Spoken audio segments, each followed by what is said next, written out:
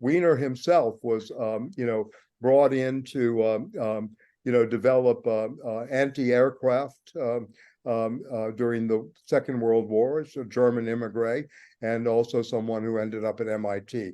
The interesting thing about Wiener to me is he saved Dirk Struik, who was a Marxist mathematician's job. He went, I think I told you the story about 6 months ago, but I learned that Dirk Struik was on the chopping block at MIT in the department for being a communist. He really was, of Dutch origin.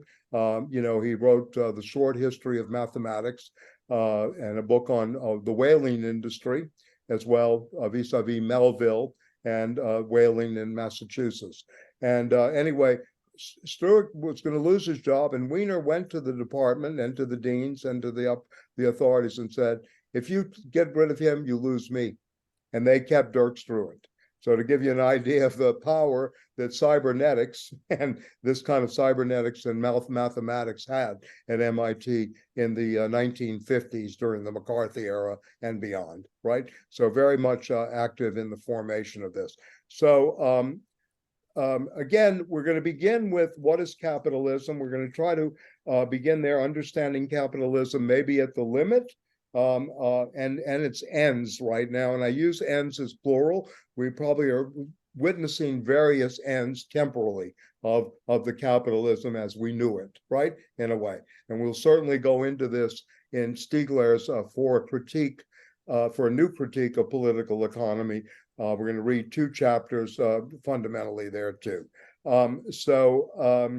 And then we would go on after that, and we have 3 readings, and I'm going to put out a syllabus. I wanted to see, first of all, how many people and how much work we can actually accomplish. I'll put out readings for next week, Homo Datum by Arto, and he can talk about that as a new program of study. And this is, really more his course than mine. I'm just introducing, and I'll make my points. But anyway, and then Andres Fursov, someone who does an attempt at conspirology, and looks at capitalism from the standpoint of its ends and asks the question of what it is. And then Stiegler's chapter 3 and 4 in the great book for a new critique of political economy, which, by the way, was written in the height of the Bear Stearns Lehman Brothers financial meltdown of 2008, 2009. So he's looking at new ways of understanding financialization, etc. Some of you did Wars and Capital with me, and Lazzarato. Obviously, Lazzarato's interesting. Maybe we can read his section. I was thinking about this in discussion with Arto, his sections on the war machine and financialization as well, because we have a section called Politics as War, Rethinking the War Machine. And so that'll be, and then from there, we're going to go to a Canadian who was at Johns Hopkins and then ended up Vancouver, Tony Wilden, Anthony Wilden's great book, System and Structure, to me, still a classic that has been forgotten completely in academia and in, left culture. We're going to read on analog and digital communication, negation, signification, and meaning, of which he takes 40 categories, both of negation, denial, and disavowal to task in terms of understanding the analogical and the digital and how we communicate in different ways and what they're necessary for. I think it's a very significant chapter of how the precursor, if you will, to this internet technological revolution that we're experiencing. So we will read that, and also the use of communication as exchange value. So this is someone who passed away, I think, about a year ago. I think he was living in Vancouver. He was on the faculty many years at Simon Fraser, and as some of you know, was the first translator of Jacques Lacan, and part of the the 1966 great meeting of the French 21-gun salute at Johns Hopkins University, the advent of structuralism and post-structuralism, at least in the North America. So he's very interesting. And I used to joke with our friend Stanley Aronowitz, there are 3 books which are the high point of the left. False Promises that you wrote, Stanley, right? The Shaping of the Working Class in America. And that was 1973, it was published. Fred Jameson's 2 volumes, there was supposed to be one, Marxism in Form, which was the introduction of Marxist literary criticism into the United States through readings of Lukács, Benjamin, Bloch, and others, right? And how this worked. And the other book, of course, was Prison House of Language. That was supposed to be one book, but Princeton said, no, it's got to be 2. It's too big, too thick, et cetera, et cetera. So anyway, the third book, of course, was Wilden's System and Structure, Essays in Communication and Exchange, which to me is a very interesting appropriation. And I'll talk more about this as we go on. The transdisciplinary approach to knowledge and the conditions for the production of knowledge. It is really a major, in my opinion, intervention epistemologically into, the thinking of cybernetics, right? Again, the word cybernetics is from the Greek cybernaut, which means the pilot, how something is piloted. So it fits perfectly with military applications and other moments here. So we'll try to keep that in mind as we go forward as a metaphor. The cybernaut and cybernetics is the piloting of things and how to work with this. So that'll be the first 2 weeks. Wilden, Stiegler, first off, and Artinian. We have the pleasure of having with us, of course, and then. On the third week, we probably go into beginning the politics as war, maybe something from Lazzarato there, maybe a section in Foucault and this transformation that Arto is excellent on from Homo economicus, economic man, of the 18th and 19th century into Homo Datum. So we'll go into that and then how this is used now in cognitive warfare, operational military adventures, et cetera, the buildup of the warfare state, et cetera. In my estimation, and I think I'm close here, the way out of the Depression, the Great Depression and the capitalist depression was the creation of the warfare state by Roosevelt and company. There's no question in my mind. Before that, of course, there were militaries, et cetera, but I mean the full-blown warfare state. It took Eisenhower 22 years to call it the military-industrial complex later, and Mills to play upon that, and now probably, something much deeper, where it encompasses everything. Going forward. So we would do that probably in the third week, and also keep in mind the concept, which we will get from Stiegler, of generalized proletarialization. This will always be how we become to be so disindividuated, in this moment, and what will it take to re-individuate or begin new processes of individuation. And I think Arto will have a lot to speak about. We'll make the move to socialized cybernetics. And in between, there's another great book. I'll show it to you, Free to Obey. It's written by Johann Chapoutot. He's a Frenchman, and it's how the Nazis invented modern management. Michael, I just want to add that he's one of the most prominent French historians apparently right now. So it's kind of a major intervention. Yes. Teaches at the Sorbonne and Right. Yeah, thank you. Yeah, good. So Free to Obey, it's in English. It's finally been translated. Actually, they didn't take long to translate this one. The catchy title, right? Anyway, Free to Obey. So this is by Europa Editions. Very easy to get on Amazon, and certainly worth study for both the names and the attempts. I know David Winters has already been mind blown by it. Yeah, right. You have it. There we go. Good. Yeah. So so we'll be looking at that as well. And then we would like to proceed, and we'll take our time about this notion that Arto has about the Chicago School really morphs into where we are today with socialized cybernetics, with human beings, with biological beings with human capacities.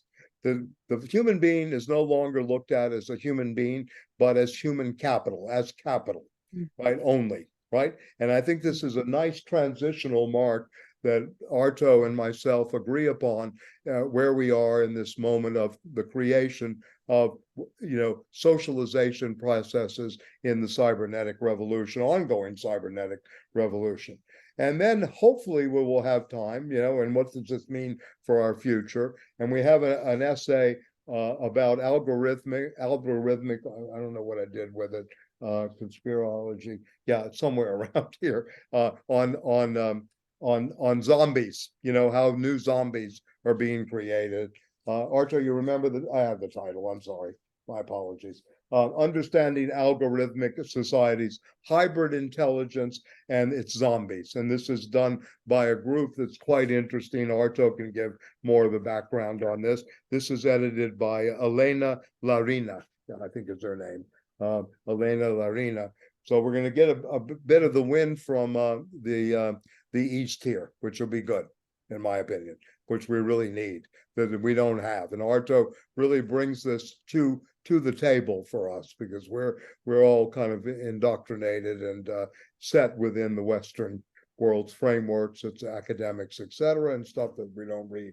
And then there's a possibility to read also dissecting the West Point's think tank, New Analysis of Russians' military evolution. So we will engage throughout the semester the situation in Ukraine, and go forward from there, and the emergent situation with, of course, China. How that's working. I mean, everybody in this room I know already knows how the propaganda is working, but maybe we can go a little deeper too into the military operations, what the stakes are, maybe what some of the plans are. I mean, I have a tendency to read RAND reports and Foreign Affairs magazine. So I think this is very important. People only read one side of the equation. You should know how the enemy's thinking, so you know them better than why Josh and I watch PBS sometimes, to watch the clown show, to know the next move in the clown show.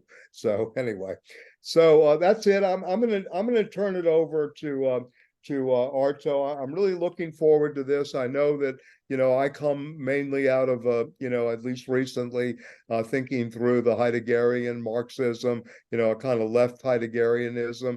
There's also a right Heideggerianism, obviously, and all this problem that's going on. But I want to stay as close as we can to a Marxist framework in some ways. But I think we need new vocabulary, we need new concepts and new categories, and this is the purpose of this course, is really to let the radical imagination, take some root, right? To play on the term radical, to really have the imagination think through a very new moment in capital, and how can we deal with it, and how can we form new subjectivities. And really the point of the matter is, how do we build? I mean, what else is there to do but build new vanguard at this point?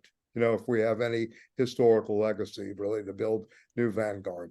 So anyway, welcome, Sebastian, Tyree, etc. Some of the younger people. Daisy, I don't know you, but maybe you can introduce yourself, and everybody can introduce themselves to you too. And then I'll turn it over to Arto. Yeah. So Daisy, you want to just introduce yourself, because I know everybody else. So yeah, but sure. Good evening, everyone. My name is Daisy. I'm from the Bronx. I currently work in government, and I am here because my former professor, Arto Artinian, I really loved his political theory class in BMCC. And now that I'm in government, I'm feeling more frustrated than ever, as everyone can probably relate. And I'm just interested in the movement and to see what else I can do. And yeah, I'm happy to be here, and can't wait to see what's in store. Thank you for having me. Am I free to express my views on AOC? Is that okay? I heard you worked in the office. Sure. Yeah. Okay. I'm here on a personal basis, so very, you guys very are free good to hear. Thank yourself. you. So I won't suppress my tendencies. Okay, good. Okay, I'm free not to obey. Very good. Okay, good. Okay, thank you. So I'm gonna Steve, you want to introduce yourself? Matt Benetti is here in the background, who's doing stuff. Just introduce yourself to Daisy real quickly. We'll go around the room just so so she knows everybody. And Sebastian, if you can get you don't have Sebastian, you don't have any mic, yeah? Oh, you do, good, okay. Introduce yourself. Yeah, Sebastian joined us in Greece. He's a great guy. Well, last time I saw him was on a boat coming into Piraeus. Yeah, hi. Can you unmute or no? No, okay. I thought you were techie. I thought you were good at all this stuff. Don't you and your father have some kind of company that's yeah. Anyway, okay. All right. No problem. It's great to see you. Okay. So Steve, could you introduce yourself to Daisy and Sebastian? Sebastian is a student in philosophy in Vancouver Island, I think. Yeah. And you know, he joined us this summer at the Marxist summer school in Kassos. And he's a great guy. He has the rare quality of being able to listen carefully, right? Instead of talking too much like people like me. But anyway, he's really got that rare gift of being able to listen actively. Very impressed with that. And he's you know, engaged now in the study of philosophy in a structured way, I guess, right? I could put it, right? Okay, good. Okay. All right. Okay, so Steve, can you introduce yourself? Can you hear us? Yeah, just Daisy and yeah. Hello, Daisy and everyone. I'm Steve Knight. I'm from Manhattan. I've been coming to Radical Imagination groups for about 8 or 9 years now, as did my wife, Chris, who was quite active in this group before she passed away last year. I'm also the co-leader of discussion groups at the Marxist Education Project. We're currently doing a discussion group on commons, commenting, and communism, and you're all welcome to join us Tuesday afternoon if you're interested. Right. Thank you, Steve. Good. Okay. And Josh, real quickly, if you don't mind. Yeah. Hi, I'm Josh. I'm part of the Radical Imagination group as well. I've probably come to these classes about 10 years too, I think. Yes. So it's nice to meet you all. I'm looking forward to reading with you. Thanks. Right. Thank you. Leslie, it's nice to see you again. Yeah. Well, I'm really glad that my messages got picked up and that I'm here. Really been looking forward to this. It's been a while. Yes. And I really appreciate all those videos that are posted online. It's just great. So I'm a student of philosophy, and I just love the Institute for Radical Imagination. Thank you. Good. Okay. And Sean, yeah, thank you. Yeah.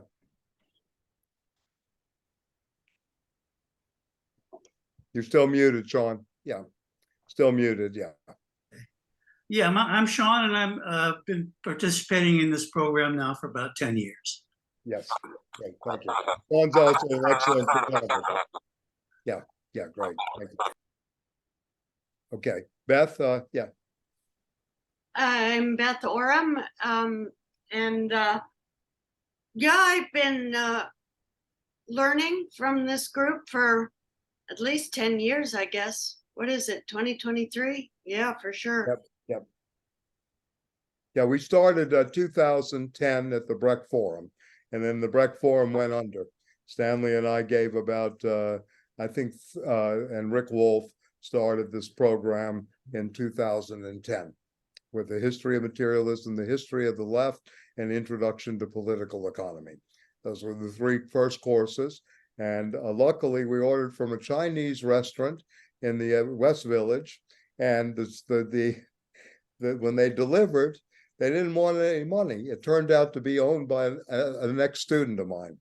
So we were off in a lucky movement with the Chinese, at least we started. So it was a good thing, and we've been doing this now for 13 years, you know, and it's been great. And yeah, Beth and Steve and Sean and many of the people, Josh, of course, have been here, for David Winters for a very long time. So it's great to have everybody here this way. Yeah, the continuity. Yeah, and David, yeah, so I lead into you. Yeah. Yeah, hi everybody. Yeah, I was a student of Stanley's when these reading groups started in 2010. I was in the Master of Liberal Studies program at the Grad Center, and I studied with Stanley there for several years, and he signed my my master's thesis. That was a critical It's trying to be a critical theory of branding in like 2010, when there weren't all that many attempts to apply critical theorists' work directly to like the recent branding literature and stuff. So it was pretty cool. And I was at the first one of these at the Breck Forum, that series with. I was there for Stanley and you and Rick Wolf, and drove up to the West Side on Saturdays and stayed for Stanley's group always, and then yours and Rick Wolf's as often as I possibly could. And I've been coming to as many of these as I possibly can the entire time. I'm at Rutgers now. I've been working on a PhD for way too long. I'm a full-time adjunct, and I'm involved in the adjunct union and labor activism and stuff around Rutgers. And I teach at Montclair State as well, doing media theory. I study policing and the history of cultural studies. And yeah, I teach like gender, race, and class in media and theorizing media and stuff like that. Yeah, thank you so much. Good. And Beryl, our friend, where it's very early in the morning, and we really appreciate. Well, it's not so early. It's not so early anymore. It's about 9:30. Yeah. 9:30. Okay. Yeah. I'm Beryl Langer. I'm in Melbourne, Australia. I taught at La Trobe University for many decades in sociology and social theory. I'm just thinking, as you're all saying, 10 years, I think I'm 3 years. And it's that, a curse can be a blessing. I lucked into this as in the early stages of the pandemic, when I was locked in at home. Melbourne, as you may know, had, the world's longest lockdowns.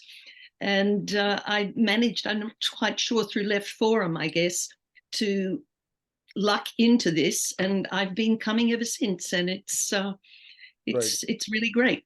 Great to have you. And Beryl is an exceptional scholar. I've read some of her work on children, and critical theory. She does very interesting work on this, and has a long history with the Frankfurt School and other critical theory moments. So she brings a lot to the group, and I'm yeah, we're an Antipodean branch of the Frankfurt School down here.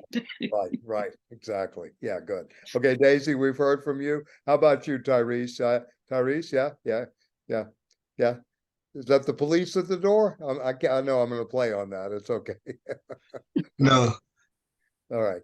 Just tell us who you are for the group so they know. Yes. Well, I live in Miami. My name is Tyrese, and I studied for a little while at FIU political science, but found these classes on YouTube and was very enthused by them, and reached out to Michael and joined for the first time last year in the what is called thinking. And so just happy to be back. Right. Great to have you. Yeah. So Miss Lawler, one of our people too. Hi, everybody. I'm Kristen. I'm part of the Institute for the Radical Imagination. And I'm really excited to be here for this class. I'm sort of where my head is at now is stuff about the algorithm and attention economy and sort of digitization, digital culture and stuff. So so I'm really excited to be here. Hi, everybody. Yeah, and she could mention also she's part of a group that deals with attention, right? Mm-hmm. Attention economy. Yes. So very yeah. For our purpose. Yeah, great. Thank you. Sebastian, I did your work for you. Arvin, it's very nice to see you, and glad you're back. Yeah. Yes. So this is my second seminar with this group. I was mostly a derelict member of the other group, in the sense that I was never keeping up with the readings and always lagging behind and so on. So I'm glad to be allowed into this one. I teach media studies at NYU. Yes, thank you. Good. Sure, you're going to bring a lot. And is it Ezra? Yeah, in Australia. See here? He's a background participant. Easy. Okay, whatever. Okay. Okay, so good. Okay, so I'm going to turn it over once again to Arto. Let him kind of build up what he's going to be doing and his interest in this. I've known Arto for a long time. He's a very, very dear comrade. He's always thinking outside the box. He's got incredibly good political what would I call it, a political, visceral political knowledge of things out there, and in my opinion, the right thinking of where we're going and where we are. And I think he brings an enormous amount of not only critique but analysis, and also a very good sense of futural projects here. And like I said, hopefully we will build new categories and new concepts out of this, and just not a new jargon that can be academicized so easily. Yeah. So Arto, I turn it over to you, and thank you for the idea here. Yeah, so to Thanks, speak. Michael. Yeah. By the way, me and Michael are in the same room. Yeah. So Michael, can you just mute your mic? Yes, of course. Of course. Thank you, Arto. Yeah, good. Okay.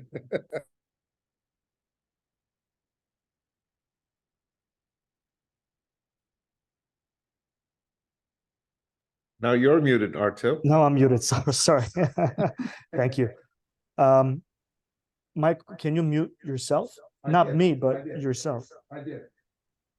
Or are you muted? I'm muted. Okay, I guess you're using your speaker, so I'm hearing you twice, but that's okay. So So, we're using my speaker. I can turn off my speaker. okay. Let me just see what I can do. It's off. I turned off the Bluetooth. Okay, Sorry. I'll be careful. never mind. As long as people are not hearing double echoed speech, right? Are you, or? So far, you sound okay. Okay, cool. So this is my kind of I've returned to the seminars here since COVID started. So I'm really happy to be here. Hi, Daisy, great to see you, and everybody else as well. So what was the motivation for kind of this program of study? And the motivation was in our conversations with Michael and Josh and other comrades at the Institute, we always kept returning to the contemporary crisis of the political, right? Which, as we all know, is like a universal generalized problem for all people confronting politics today, and regardless of which side of the barricade you are. So when we started asking these questions, we went to the fundamental question, or one of the fundamental questions, which was posed by Aristotle, right, in this tradition, which is this great question: what does it mean to be human, right? And as sort of as the starting point and the end point of why we do politics, and we try to understand how we live and how we should live better. And it became apparent that for the dominant emerging political ideology of our time, especially in the capitalist core, like the United States, the European Union, it seems like the politically engaged parts of the capitalist class are basically no longer interested in that question as the fundamental question. Now, it used to be that Nazis, Hitler, etc., were interested in that question even, right? Because to them, the question was, what does it mean to be human? Well, there are several gradations of humanity, and we're the master race, but the subjugated races are human nonetheless. But the really terrifying thing, I think, that's emerging with when cybernetics, the science that was developed initially applied to military weapons research and application, left the university labs and entered corporate boardrooms, because that's how capitalism, as we know, works, right? There's always the fusion of the Galilean notion that mathematics can represent anything that humans do or are involved in, and thus the integration of Galilean science with the latest capitalist economic structures produces the latest phase, produces every stage of capitalism. So once cybernetics became socialized and it started entering corporate boardrooms and production processes and mass ideological apparatuses and repressor apparatuses, I think it started to emerge, or at least to me and Michael, and our friends, that cybernetics is not interested in humans as the grounding of the political. Humans are the problem. The category of human beings is flawed. And we human beings, in this kind of a recursive relation, which we can talk about later, first discussed by Heidegger and then developed by the great German philosopher who taught at the New School and was one of Michael's teachers, Schurman, developed in one of his big books. The recursive relation to the self is the fundamental defining political relationship of the post-Enlightenment, the Enlightenment and everything that resulted from it. But anyways, it seemed like the cybernetic cybernetics functioning as a political ideology and a way of making sense of the world that is imposed upon us, has basically said, what does it mean to be human is not the primary question anymore in the political, because humans are flawed, irrational, prone to self-destructive events and actions creatures, and they need to be controlled, informed, and otherwise shaped in ways that basically puts them in a sandbox and prevents them from hurting themselves. So in a way, this is a political project worse than Nazism. In my view, it's the next, highly speculative, by the way, but unlike what Michael said, forget all that stuff. I have no answers. I have no concepts that are well defined or thought through. These are just initial conceptual kind of formations and speculations. But in my view, the ugly thread of racism or race-based grounded imperial politics that matured in 19th century British imperial politics obviously has not disappeared. It underwent its Nazi phase, and now it's undergoing a new phase with the anthropologization or biologization of what does it mean to be human.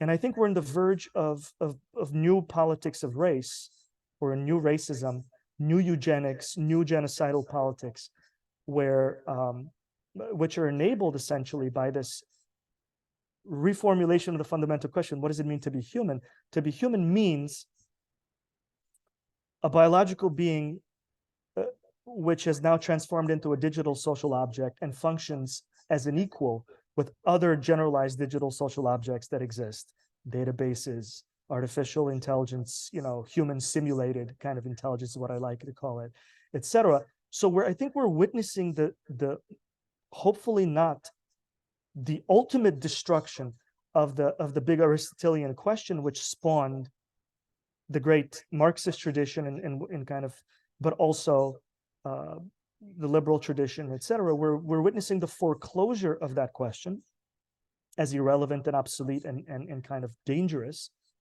and its replacement by not quite clear what, but for sure the idea that people are their worst enemies, the human irrational, the general vagueness of human language, which a lot of the early cyberneticians were horrified about, need to go away, and they need to be replaced by formal mathematical logic that's socialized, and that's what socialized cybernetic is.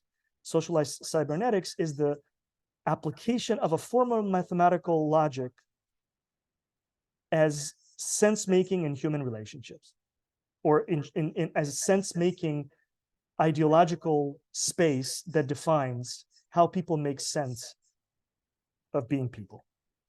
That's terrifying, because it presupposes the elimination of everything that reasoning and thoughtful human beings across the planet and across centuries have found to be most rewarding about being human. The kind of magic of the infinite openness of possibilities for the future, dreaming about a better future, about a more, what does it mean to be human, right? Aristotle asks in the Metaphysics, and he answers, the ability to experience wonderment. Well, what is wonderment? Wonderment is everything that formal mathematical logic applied this way takes out. By the way, I just want to say this is not a rant against formal mathematical logical systems, which have their spaces of great beauty and importance in human thought, but their application as generalized way of thinking in the political, I think, deserve to be critiqued and questioned before we accept them, because I don't think they're the best logical system. They're not flexible enough. They don't capture wonderment in that way, at least the way they're applied in cybernetics, right? So these are kind of some of the initial thoughts that were playing around when we started really paying attention, or trying to pay attention to what is happening with the transformation of cybernetics with the socialization of the body of ideas known as cybernetics. I mean, there's some, you're going to see we have some there's some incredible quotes from these early pioneers of cybernetics and their quick and total rejection of the entire humanist tradition. So in terms of Homo Datum very initially and provisionally, who knows if this makes sense or if it's not a dead end, I don't know, but it's worth engaging it. The general logic and of a movement of the concept was, well, Foucault in his late 70s, lectures at Collège de France, engaged with the deconstruction of the liberal order of the day, right? And in a more covered way, with the Nazi kind of legacy, when he talked about two important things among many important things, and one of the important things was his notion of Homo economicus, right? Sort of the default hegemonic form of political subjectivity that was active in Europe, or Western European capitalist societies, which were hegemonic in the politics of the world. So, and thus we're exercising that kind of influence and pressure upon other forms of politics around the world. So the notion of Homo economicus in the 1970s, in this era of rampant consumptionism, and what his friend Lyotard, the great French philosopher, wrote, what was that great text, Michael? I'm blanking out now. His counterpart to 1,000 Plateaus. The postmodern. No. Before that, the big Lyotard text before the postmodern condition. The libidinal economy. So Foucault basically gave us this notion of what does it mean to be human in living in that kind of hyper-consumption based capitalist society. But he also gave us the second kind of the converted form, to use Marx's language, the converted form of liberal political subjectivity, 1970s Europe, United States. It's a condition of total war. Politics is total war. When he inverted von Clausewitz's, the 19th century Prussian general's description of war, right? Von Clausewitz, as we know, a German general in the service of the Russian emperor, a military theorist, said that war is the continuation of politics through other means, right? So war is fundamentally an aspect of political struggle. And Foucault said politics is the continuation of war just as much through other means, right? Kind of pointing our attention to the fact that after World War II, at least, politics was waged as total war. Now, what does that mean? That's, I think, interesting to think about. And I propose we should do that. What is total war today? We see it in a kind of attenuated version in the war between Russia and NATO in Ukraine. The Russians are starting to fight total war, but not fully on yet. NATO doesn't have a well-developed notion of total war because they didn't fight the total war that the Soviet Union fought against Nazi German-led United Europe. The Germans have forgotten what total war is because that social class was exterminated, and they're under American occupation. But Americans practice total war in different ways. They practice total war through its economic dimension, right? So this is an interesting question to think about total war today, which essentially means asking, what is politics like today on the level of the imperial kind of the hegemonic political forces in the world? So war and politics are indifferentiable. They're just two different instances of the same process. And I think it makes a lot of sense to think about it, except if we think about it that way, it opens very disconcerting images. Like, how the hell are you supposed to be successful in a political project if you're not capable of projecting total warlike power? And associated notions of violence, which Machiavelli already gave us a hint a long time ago in his first formalization of politics is war, the Prince. Anyway, so that's kind of like one of the background ideas. And so just to put it schematically in my speculative kind of pathetic early attempts to follow what Foucault left us with. So Foucault said, okay, Homo economicus is essentially, what does it mean to be human in 1976? if you live in that part of the world, but soon thereafter, that model has expanded around the world. And then Deleuze proposes another correction or development of Foucault 10 years later. He says, actually, political subjectivity is shaped by societies of control, which is very interesting because control in the French has connotations with code, access, code, programming, encoding, etc. And then Agamben, of course, I'm just kind of bringing these threads that were in the air. Agamben talks about bare life as the default outcome of contemporary capitalism. Life that is stripped of everything except the biological, literal biological survival of millions of people, the vast majority of the population of the world. Even if they have trinkets and shiny toys to play with, it's the spiritual, emotional, intellectual bearing down, impoverishment of people that capitalism gives us. That is a synonym for what Stiegler 20 years later calls generalized proletarianization. Right? So in other words, what Marx and Engels anticipated in the 1840s, that as capitalism develops its productive capacities, a couple of things happen. One, there is, as long as capitalism is functioning, and for capitalism to function, it has to depend, the economic structure has to depend on material forces of production. Material, not immaterial. Material forces of production, which implies constant access of new markets that are that were previously inaccessible to capitalist social relations and economic relations. It implies class warfare between two opposite but dialectically related social classes, the capitalists and the working class, because they're mutually necessary, yet completely antagonistic, right? And this relationship has the logic within it of a potential working class victory, political victory, and thus the transcendence of capitalism itself, because that will physically destroy the capitalist class, which is what happened in the Soviet Union and China, at least initially, right? Cuba, Vietnam, and etc.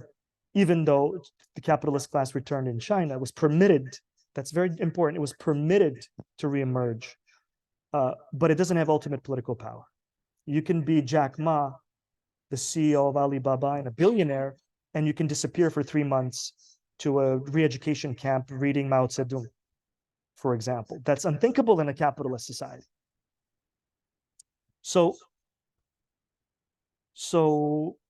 And the core about Marx's argument was that the longer capitalism persists and advances, the greater the expansion of the proletariat becomes. Proletarianization as the loss of all fundamental things that make you human being in the most meaningful Aristotelian sense. Loss of the ability to do things well on your own, and loss on how to live, to know how to live well. It's the worst thing that can happen to somebody. To live life as a bared down human body, to be breathing and reproducing and eating food so they don't starve, be entertained, but that's all there is to it. Thinking is absent. You know, higher psychological functions, if we want to use the language of Vygotsky, you know, are obliterated, or they're not allowed to develop through socialization. And Marx predicted, he said, this is what capitalism is going to bring us. The proletariat is not just going to be the kids, the descendants of the farmers who moved to the cities after enclosures in England. It's going to be the doctors and the lawyers too. And soon it's going to be the capitalists too. And so I think we're there, right? I think me and Michael agreed with Stiegler that we live in a period where the proletariat has left the confines of the most exploited, but also minimally skilled laborers, and now has penetrated all sectors of the working class, the petty bourgeoisie, and parts of the capitalist class, as shown by the pathetic low level of current political elites, at least the public visible faces of the political elites in the West. Trump, Baerbock, the German foreign minister, who, clearly has no grasp of anything fundamentally, even remotely profound about politics. The list goes on. So if we start with generalized proletarianization as our present condition, describing the class structure, but also the way of being of capitalist society, we can isolate it. We could say in the United States or in the European Union or whatnot, or we can generalize if we think that's accurate. What comes next? I mean, what is the trajectory if capitalists still possess political power? What is the next stage of dehumanization that follows from generalized proletarianization, assuming the present, the political power remains in the hands of the present class formation? And I think that's a reasonable question, but it seems very difficult to answer because we have to speculate about things that haven't happened yet, are happening, and they're thus clouded for us to study. So that's the speculative moment. So one way to enter the speculation is, what would be the next stage of dehumanization beyond somebody being a proletariat, generalized proletariat? So we have to have a working concept and categories of sense making for what does it mean to be the generalized proletariat. So we're going to read Stiegler and hopefully together in this seminar come up with extensions or developments of his ideas. So I think the general thrust of the seminar is we want to develop these concepts together, okay? Because they're not developed beyond the written form that we're going to read as our starting point. So what is generalized proletarianization? What comes next, assuming political power rests in the hands of the same group of people that presided over the formation of generalized proletarianization? One easy answer for me, speculative answer, just off the cuff, is a return to explicit politics of racism. The formation of two biologically distinct groups of people, the ruling class, the augmented humans that the transhumanists talk about, who live longer, who are more formally educated, more of the same, but now with qualitative, biologically measurable qualitative differences.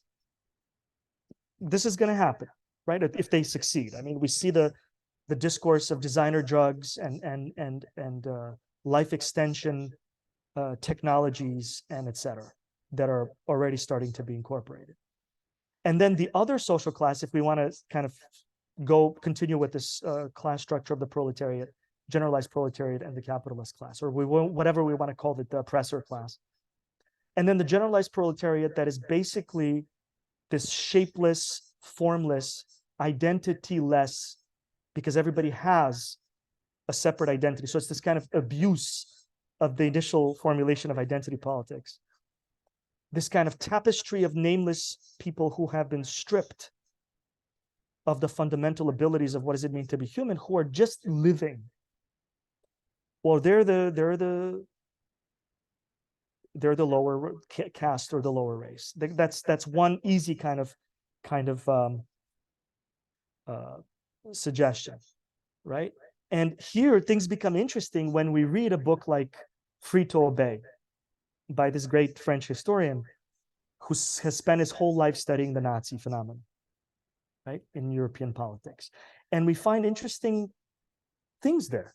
It's the best concise explanation of the foundation of what Nazism was about, and it's terrifying. Because we learn from this that the Nazis were not what most historians of Nazism portrayed the Nazis to be, at least the ones I've read in English. And the Nazis were actually absorbed from Soviet, from the Bolsheviks, certain threads in their politics, absorbed even more from British 19th century racist liberalism, even more. And then they also rejected totally the liberal political tradition and the Marxist tradition. If we describe the Marxist tradition as the tradition of the Soviet kind of Bolshevik project, of the formation of the transitionary workers, dictatorship of the proletariat. And we learned that, first of all, the horrific racist politics of Imperial Britain were amplified by the Nazis as their successors. The Nazis were the literal successors of the British Empire. I think that's nothing new to say. Although I think we have to say it today because it seems like a lot of people have forgotten that. There's a close affinity between British racism and British imperial politics and the Nazi kind of race ideology. But the Nazis also rejected the state. They were anti-statists, radical anti-statists. So what does that make them, right? Well, it makes them in favor of things like public-private partnership. It makes them fans of total war as politics. It makes them fans of the management of people rather than politics of people.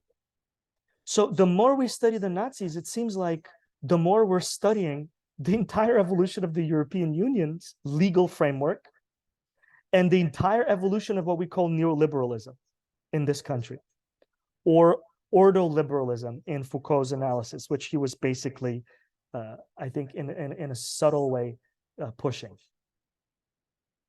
So, just because I don't want to take too much time and go back to Michael and maybe answer some of your questions or initial reactions.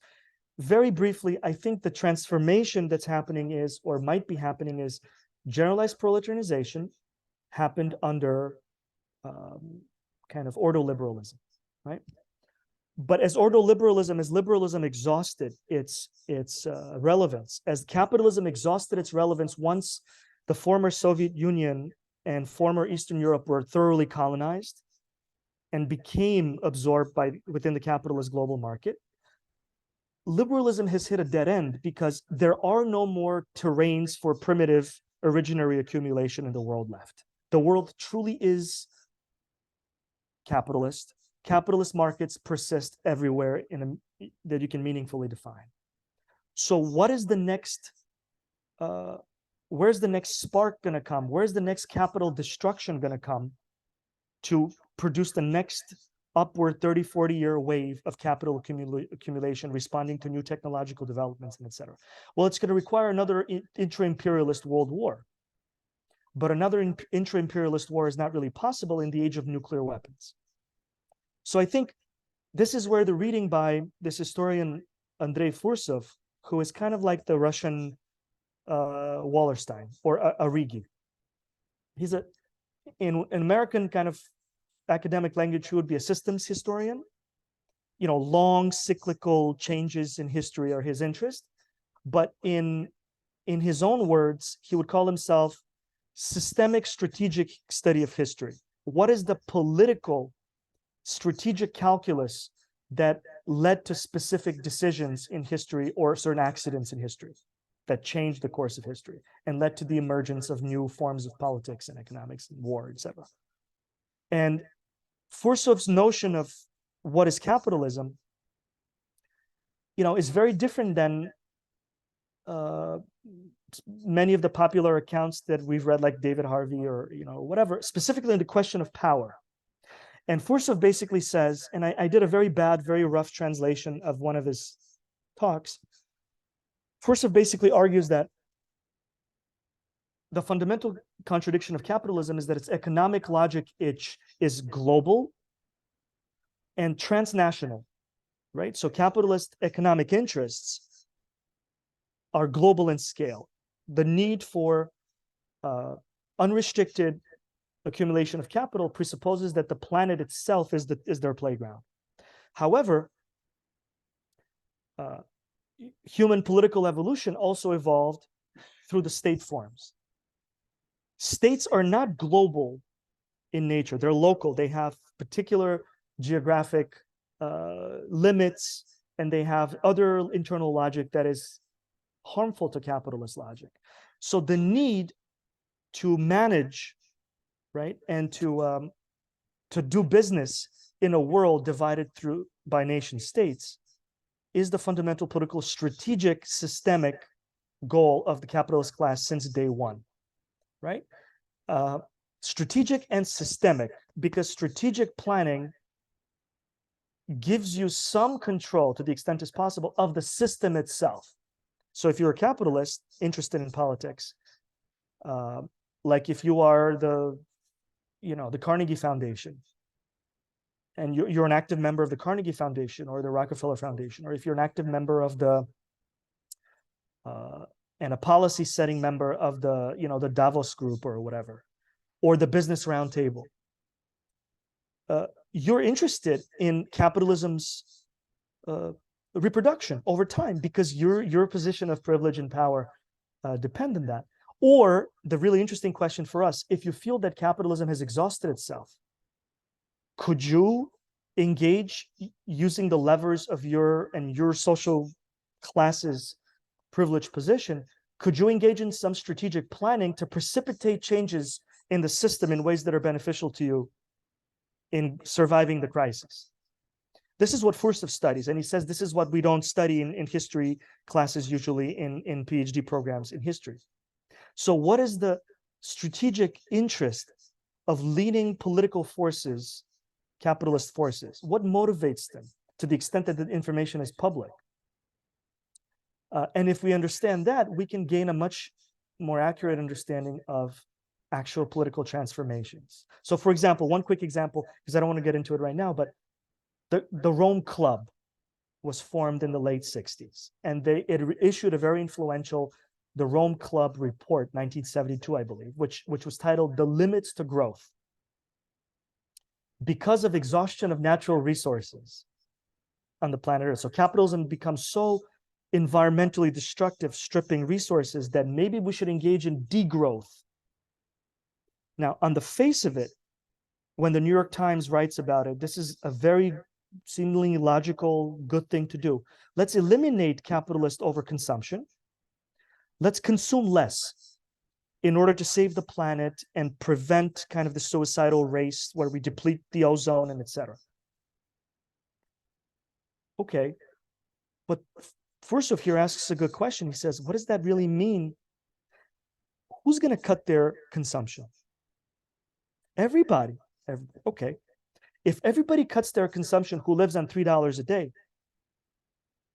you are between the lines arguing for a Malthusian depopulation, genocidal reduction of the population of the generalized proletariat.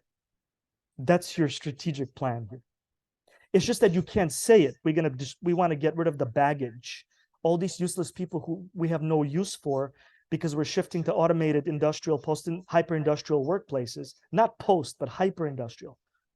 And we have no need for a proletarian industrial workforce that's minimally educated in, I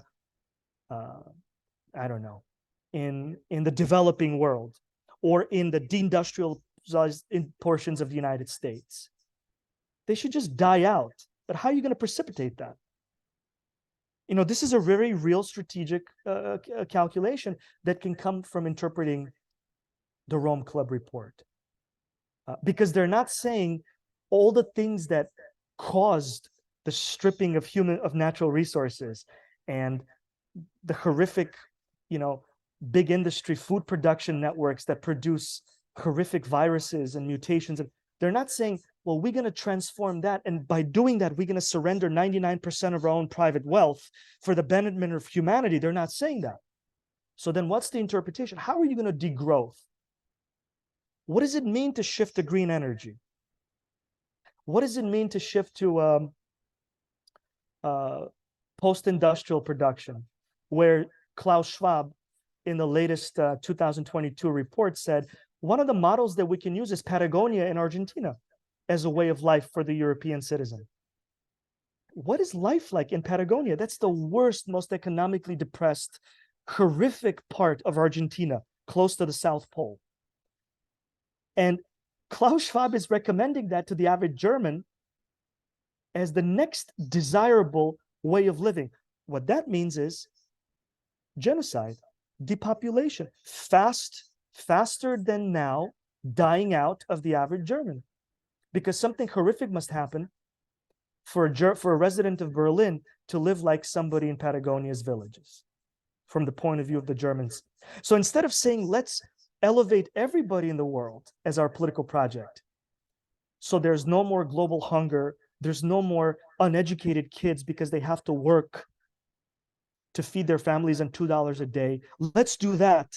They're saying, let's get rid of the excess generalized proletarianization. This is just a quick example. We don't need to go through these, but I think we're in the verge of new politics of racism and new politics of genocide. That's part of the socialized cybernetics. And I mean, I can stop here just by adding that when we start reading the foundational works of the early cyberneticians, maybe with the partial exception of Wiener, Wiener. The others are horrible sociopaths who see in humans nothing but trouble, nothing but flaws, and the entire Enlightenment project of the European Enlightenment is a massive mistake. And humans should be retrained to function like human-created machines. In other words, machines created by people like them, the smarter people, right? And it's a fundamentally racist argument, connected to IQ tests, connected to differential innate differences in human intelligence, et cetera, et cetera, et cetera. So cybernetics, the way it's socialized under capitalism, is a fundamentally racist ideology of a new type. It doesn't use blood-based genetics difference. It uses, I guess it's the same thing. It uses, implicit IQ intelligence-based difference because the creators of the machines are the new managers of information and of people. Information is the replacement of human language because it eliminates the vagueness, as one of the early founders of cybernetics said. He described human language as can only be approximated through probabilistic functions. You can only approximate what Faulkner means in one of his novels. You can never get that laser-like precision of simple formalized mathematical systems in human language. That's infuriating to these morons, to these racists, because that creates the vagueness of human life, which may create the possibility for inferior people to be in power who take actions which harm people, right? So cybernetics is going to create a better world where the dumb people, which is basically everybody except them, and those who write the code and control, and can be helped from harm and prevented from harming themselves and others. So when Trump won the election, Google had a closed meeting. And Google CEOs, Brin and Page, basically said, look, these elections are proof that the average person cannot be trusted to make political decisions for themselves. This was leaked on The Verge, the tech site. People cannot be trusted to make this political decision for themselves because they don't know what's good for them. At its essence, this is what socialized cybernetics starts from and aims for under capitalism, or whatever we live under now. Techno-feudalism, if Varoufakis is correct, which he may be on his latest book that was just published. There was another use of cybernetics that I want to emphasize, which was unrealized, which was the Soviet School of Cybernetics, which originated in the Kiev Institute of Cybernetics. The website is still up. They were using cybernetics, this was the project, to optimize the command economy supply-demand signals. So they were using cybernetics purely instrumentally to create a better functioning socialized economy, to take it to the next stage of socialization. Completely different goal.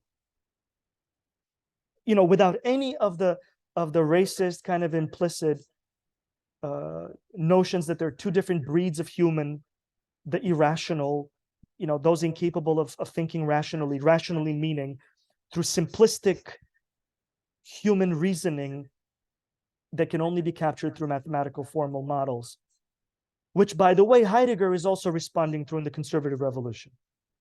Heidegger despised the cyberneticists of this world, right? I mean, we know this from his entire body of work, because they targeted precisely what does it mean to be human. It means to experience wonderment through this notion of thinking. And thoughtful Marxist, communist philosophers, because you can be a Marxist and not be a communist. We know that, right? It's academia is full of people who are liberals, but call themselves Marxists. Thoughtful. So there's a great Soviet philosopher who's experiencing a renaissance now in English because he's being translated into English. Ilenkov, he said, what is the foundational political goal of any communist politics in the Soviet Union? He says is to socialize young people, children and young people, to think of themselves first of all as human beings, and only after that as teachers, car mechanics, pilots, doctors, nurses, etc. So first we need to unlock the wonderful universals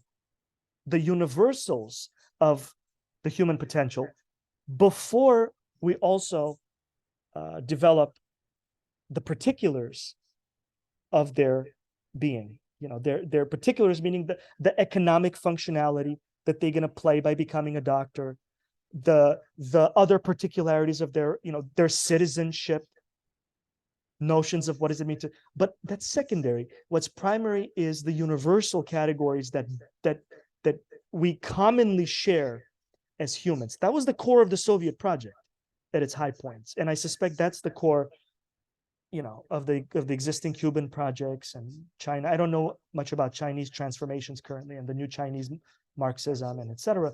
I'd love to learn more about it. But the fundamental articulation of what Soviet communism was, which is I'm familiar with more, was how do we develop the universal? I mean, they're using Hegelian logic here, right? Because Hegel's science of logic was implemented in the study of Marxist critique of political economy in Capital, but we don't have the application of Hegel's system of logic, meaning Hegel's dialectical logic. We don't have today, unfortunately, a work of political philosophy that does that. The great, you know, Indian English philosopher Roy Bhaskar wrote a huge book called Dialectic. It's very difficult. I have not really understood very well the portions that I've read in it. I think he's doing that. So that's something that I think it's something definitely worth reading if you haven't read it. Maybe we do have a work. It's just that I'm not familiar with it. Bhaskar unfortunately died recently. But so what does it mean to be human? Means, if we follow Hegel, Marx, Ilenkov, Soviet politics until 1968, when the Soviet bureaucracy decided to become liberal and join capitalism, and the party bureaucracy became a class in 1989, was really dedicated to answer the question, how do we develop human beings to reach their full potential, whatever that potential might be on their own? That's the Aristotelian project. Aristotle in the Politics and the Ethics describes this, as well as the art of living good, the good life. The good life is a life where fully developed human beings live together as individuals and in political communities. So that's the communist goal, right? Or you can say that's the Aristotelian goal. The cybernetics goal of capitalism, socialized cybernetics, is the exact opposite. It's a complete absence of what does it mean to be human. In fact, that's a terrifying question, because that means there's a generalized appreciation of Faulkner and art and, you know, all kinds of useless activities that are vague and cannot be formalized in any meaningful ways that produce wonderment, except pain and kind of boredom, right? When you formalize. Anyway, so in that way, I'm not saying formalized in general. So just to conclude, these are some of the motivations. I'm just looking at my list because I don't want to forget. So how do we criticize the emerging field of socialized cybernetics? And very schematically in my little outline, which is not even a paper, it's just an outline, I think there's a movement from generalized proletarianization. The next stage of dehumanization, I think, is we can call the reduction of the proletariat, where those are still nominally people, the next stage, I think, is the transformation of the proletariat into biological beings with human capacities. In other words, the human capabilities are so suppressed and repressed and underdeveloped now that we really are starting to function as simply biological beings, as a biomass. And I guess this is saying this thing that Agamben was writing, but maybe in a more like brutal kind of formulation.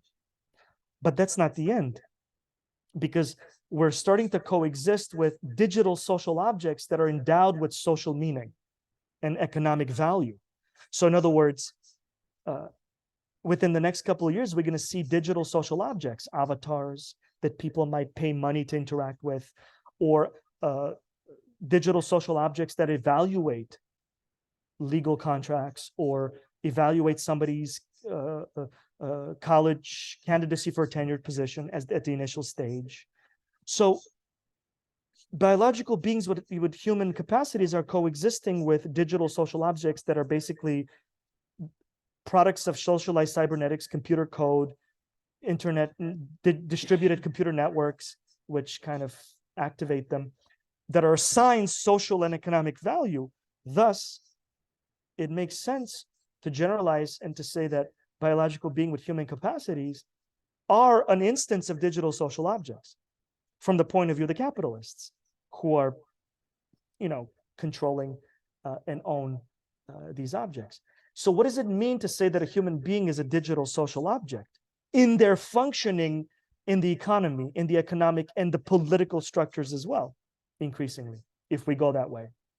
Well, that means that we can simply say that Homo sapiens or Homo faber, like Marx said, and Homo economicus, like Foucault said, the liberal subject is now transformed into Homo Datum, because datum, data, comes from the Latin datum, right? The root of the word data is datum, and datum in the Latin actually means something very relevant. It's something that is already formed, and it already contains some kind of judgment or meaning or sense in it, but that is no longer subject to change, or is subject to minimal change. It's already a well-formed object that is not really open to fundamental development and growth and etc.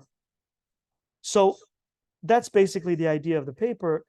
The problem is that the logical movement and the conceptual movement is not well mapped out, but I'm interested in pushing this a little bit to see if it makes sense to do, and maybe it doesn't.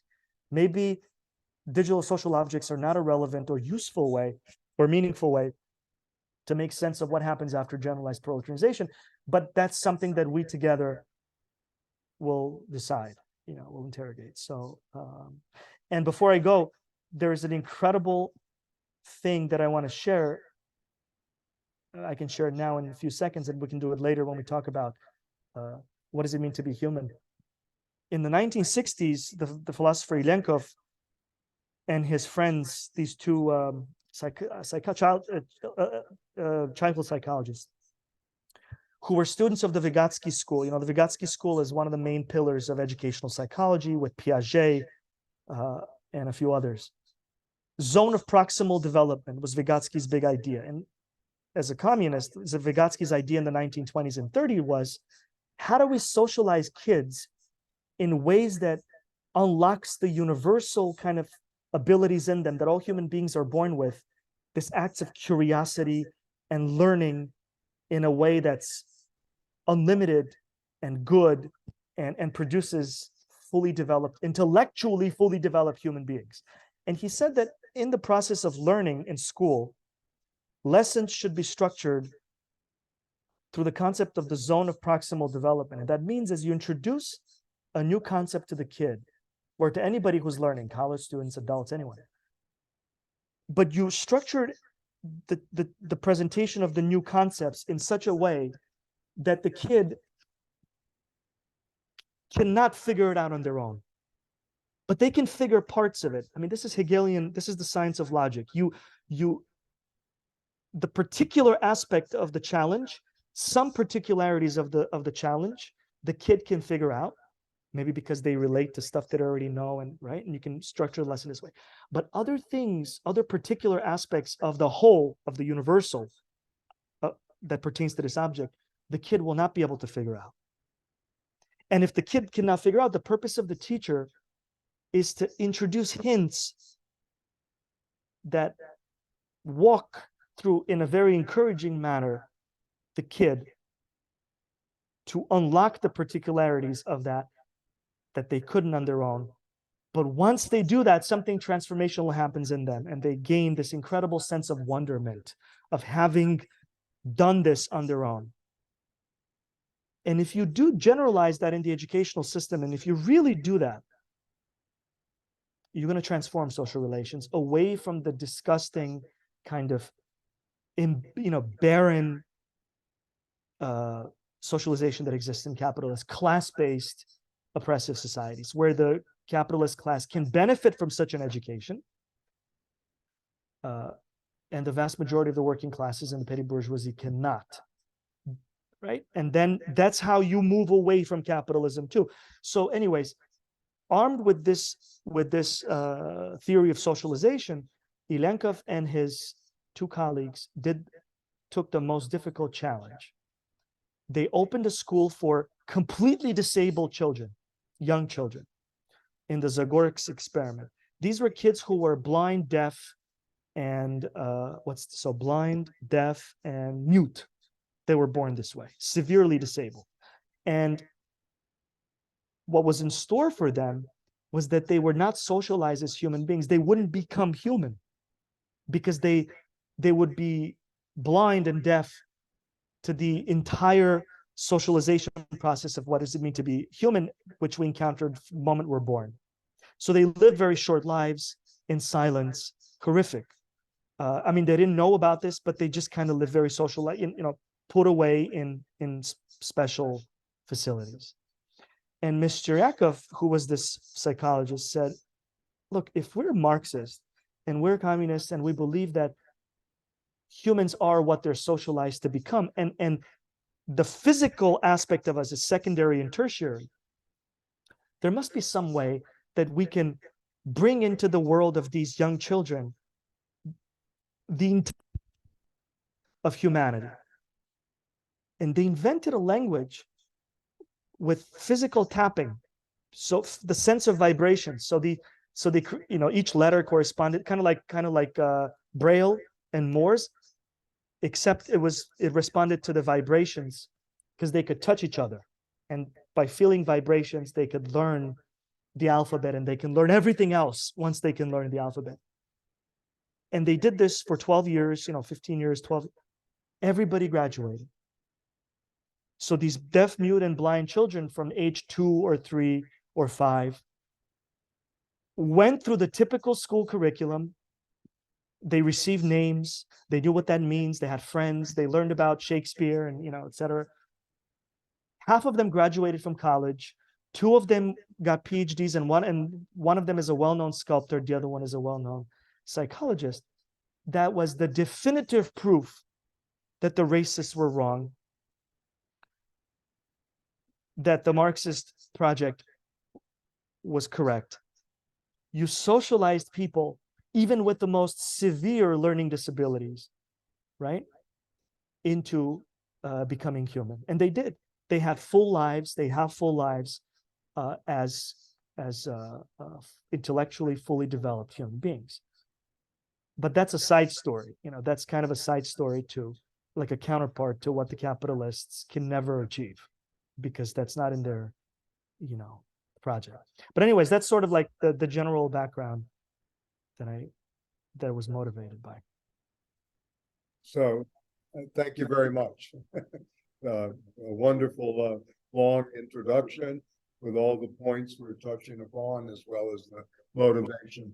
Maybe Arto, I don't think it's in my computer because I turned off all the accessories, but if you want to mute yourself, you can speak as well. I just want to be laser sharp here.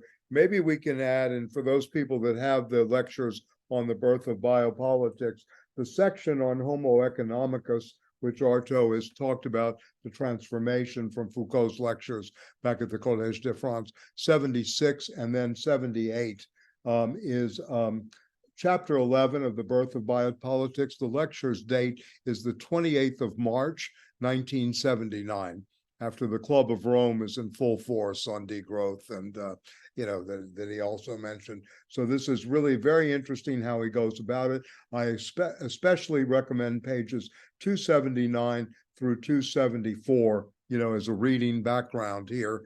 We can actually probably find a PDF and put up this again on the website. Josh will be, as usual, generous in putting up the readings for us going forward. So yes, so this is a very crucial moment here. Again, I personally like, and one reason I think this project is worth going on with, not only this semester and into the future, is that there's a nice, interesting combination here of what I consider the state of the art of ontological investigation into what is politics today through Bernard Stiegler, right? Mixed with the Yelenkov, school that Arto has referred to, and some of the, things that we don't have access to so much in the West that's happening as well.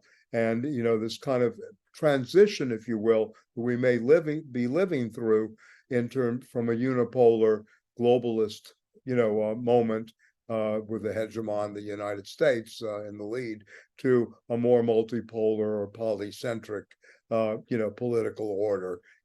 Not that that's on the horizon immediately, but it seems to be taking shape as part of the datum, if you will, the given that we're seeing operative right now. So we'll probably go there too with the war machine and look at this a little more actively. That politics is the continuation of war, right, in many ways.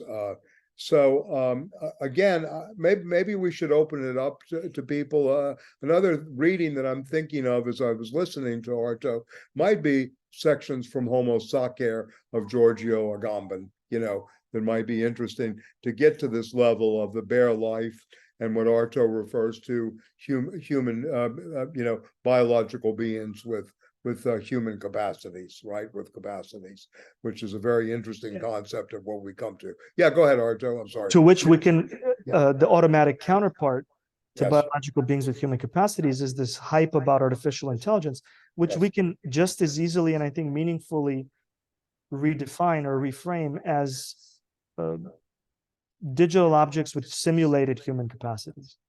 So then it's up for judgment. Like, what is more valuable? What is more prized? Simulated approximations of already, ossified, to use Marx's phrase, human intelligence, which is essentially what these chat GPT-like software, they have access to the entire corpus, for example, of already created human bodies of thought, and they just essentially engage in real-time plagiarism by stitching together simulated human responses that are close enough to be believable. Is that where we're really going? Is that where we really count as progress? And if it's regress, what's the necessity for such regress? Right? In other words, isn't there some other use of ChatGPT-like technologies rather than the ones that are being pushed down upon us and generalized as socially inevitable and desired? Again, I'm also very interested in, and I'll try to bring this in, is the new forms of financialization that are going alongside this. Please remember that Amazon, Apple, Netflix, Google, Meta, all these companies are part of a new wave that have only existed really as multinational, transnational corporations for the last 30, 35 years. They're only a little longer than the traditional generation and have created trillions of dollars in quote market value in the stock exchanges and have enormous power in terms of shaping the future. So this is another thing we should engage in many ways and going forward, because without that, we can, develop all kinds of new concepts, but I would like to also have this grounded in the dominant, political economy of the day and what's actually happening, following Wall Street as I do in terms of where capital is going, the enormous amount of money that is going into AI now, the new fashion on the block, right? And who's going to control that going forward? There are all kinds of wars that are happening there, and Josh and I ran experiments for my philosophy class as well as other things about asking questions about Gramsci or Louis Althusser, and you get back pretty good textbook answers that are B+, A- papers, right? And if you're not critical at all, A papers, you really can't argue with the students much in terms of the content, except that they don't have the ability to write this. It's actually the machine doing this. So we're facing this as well. And also going back to generalized proletarianization in education, basically the politics seems to me to be pitched at about a 6th grade, 7th grade reading level right now, what we're getting in the United States. That's basically true. With all due respect to Ocasio-Cortez and all of that, we really have dumbed down the political sphere so much in terms of rhetoric. Even if you just go back to watch the Watergate hearings, these senators, whether they're from the South or the Midwest, they could speak. They had the ability to really make arguments, right? We have very few people that are even close to this these days. Very few in the public sphere in the United States, Well, which is very scary. Yeah, go ahead, Arto. This is an interesting point itself, Michael, because again, the question is, why is this happening? Because if the trajectory of capitalist development in the field of public education saw this kind of gradual opening of education, greater and greater specialized education to the working classes, right?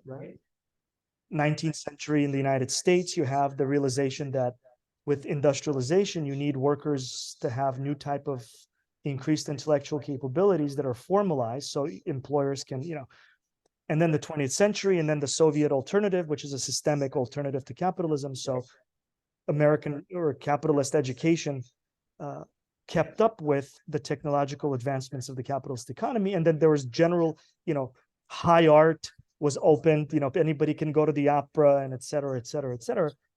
And all of a sudden we're presiding over a 20-year, since you much longer, but I certainly witnessed 20 years of generalized increased mediocrity in the curriculum and thus in the educational outcomes, as they say.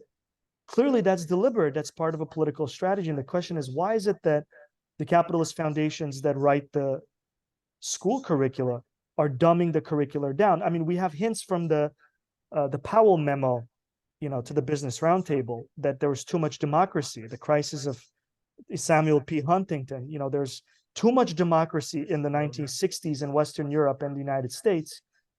Too many working class people were educated in the humanities, subjects that they did not need, right? Powell said in the Powell memo.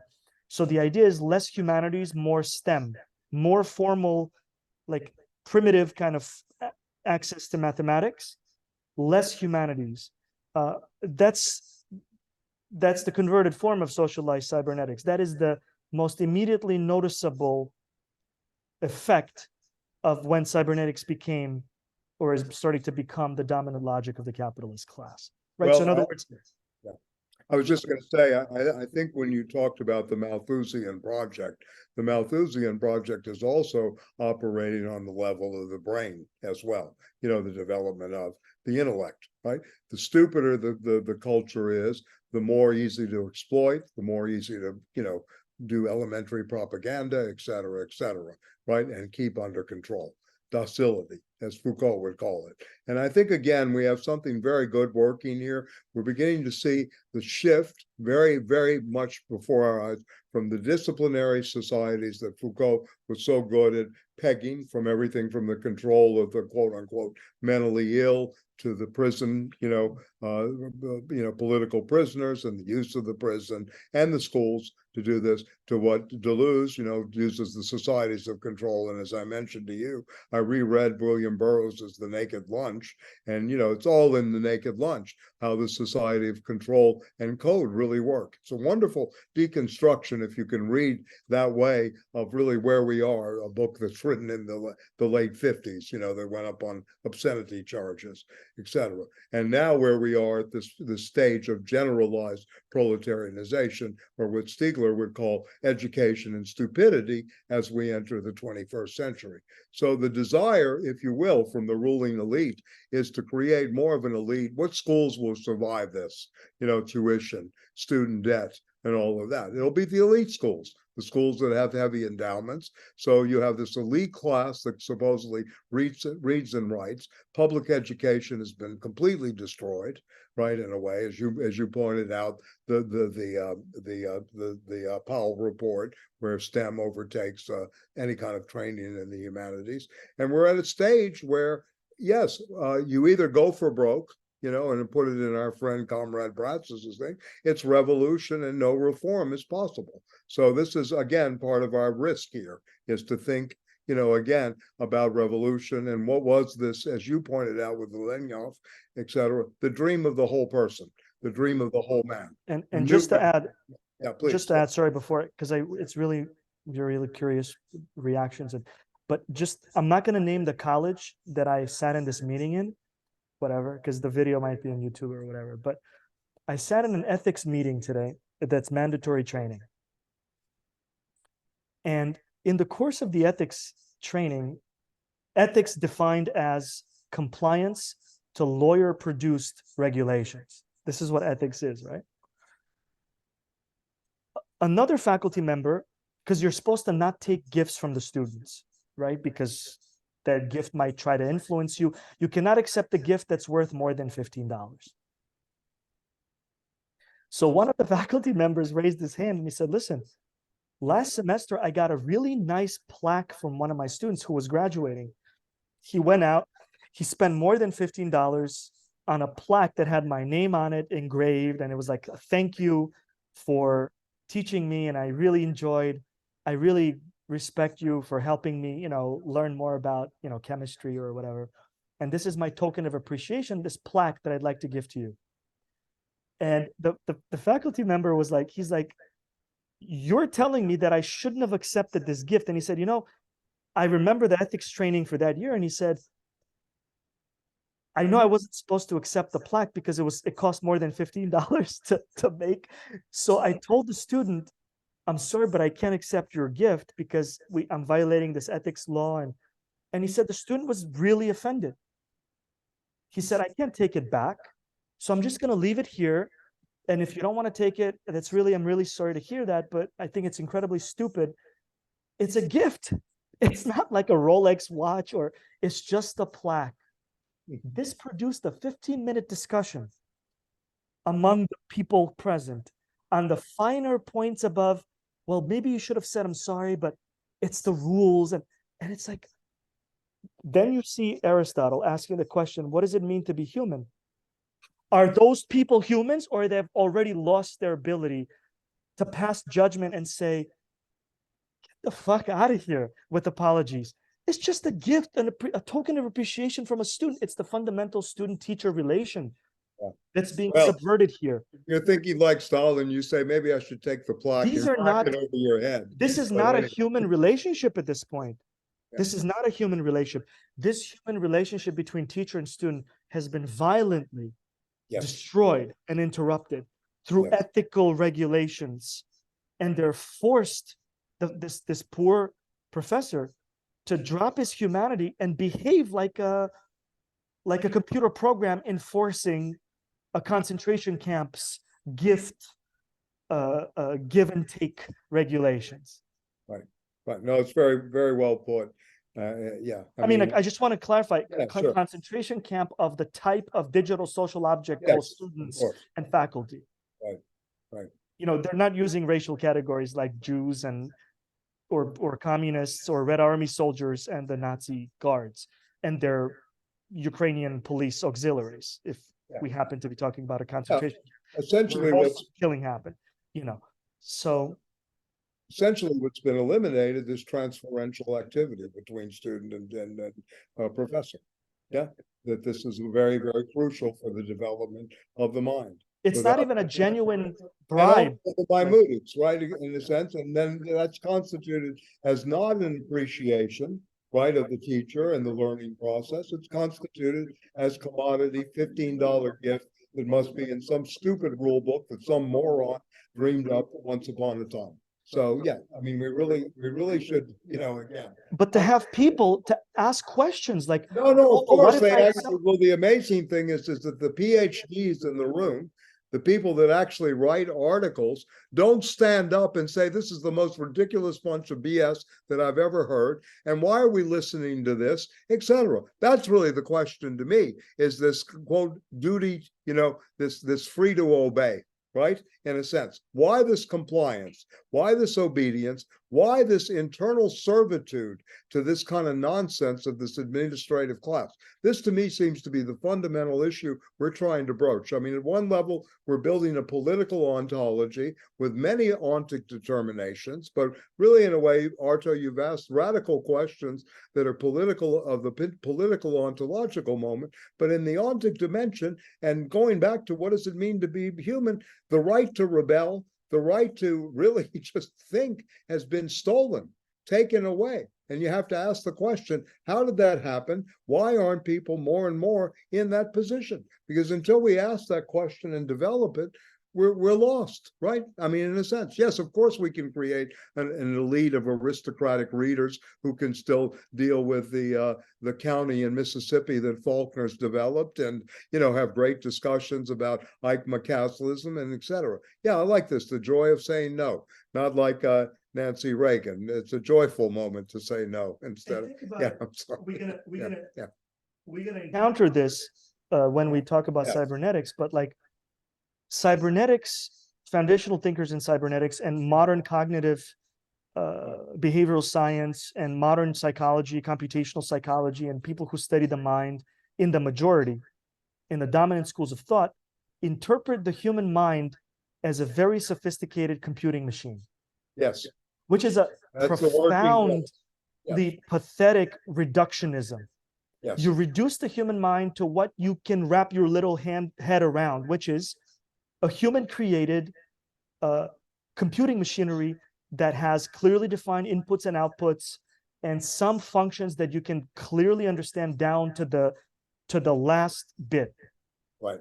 And it forgets. And they say that, the human mind functions like a very sophisticated, and then they produce models of the human mind, neurons that function as input, output. Against this reductionism, which rules the world, you have just to give an example from the scientific world too, you have a great scientist, the physicist, Penrose, Sir Roger Penrose, Nobel Prize in physics, right? He's still alive, he's in his 90s. Yep. He proposed, following the work of another great physicist who was a Marxist, Carl Bohm. Carl Bohm was the... David Bohm. And a good biblical name. Yeah, David Bohm. Carl Bohm was the great conductor who was a Nazi. Right. But anyways, David Bohm was this great American theoretical physicist, student of Einstein, who was essentially forced into political exile by the McCarthy hearings because he worked on the Manhattan Project and he was a communist and he didn't rat out his colleagues, so he left for Brazil and eventually London.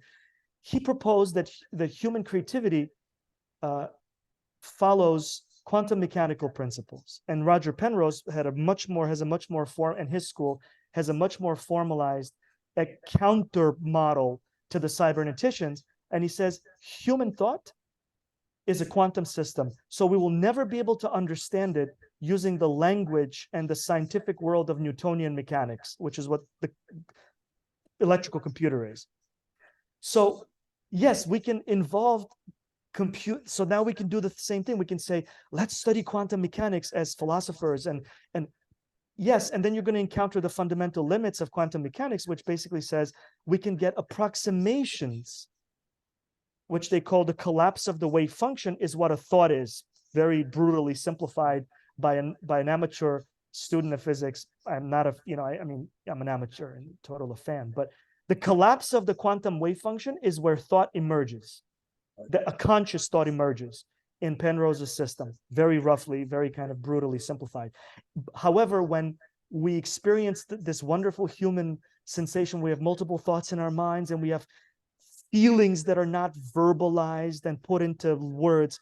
That's the quantum system. That's the quantum field, which it has infinite possibility for infinite parallel thinking, parallel thoughts, emotions, semi-thoughts, barely formulated thoughts. If you want to study the mind that way through science, your best bet is quantum mechanics. But then you're going to get yourself into very difficult positions because the math is much more difficult and you're not going to get concrete results that are fully controllable. So of course the cyberneticians don't do that because that's not going to give them the control that they desire over the machine. And since people are machine-like, over people as well. So that's like the fundamental response to the cyberneticians from the scientific side. But that's not necessarily very useful for us too, because, you know, maybe the Heideggerian or the Hegelian model is much, or the Puskarian like logic is much more meaningful to us than the quantum Heideggerian mechanics. model in Being in Time engages the things that you raised right there. You know, So human beings are so politics happens through temporal structures, says Heidegger. Exactly. And we can flip it by saying then temporal structures that are meaningful to people are synonymous with what we call political structures.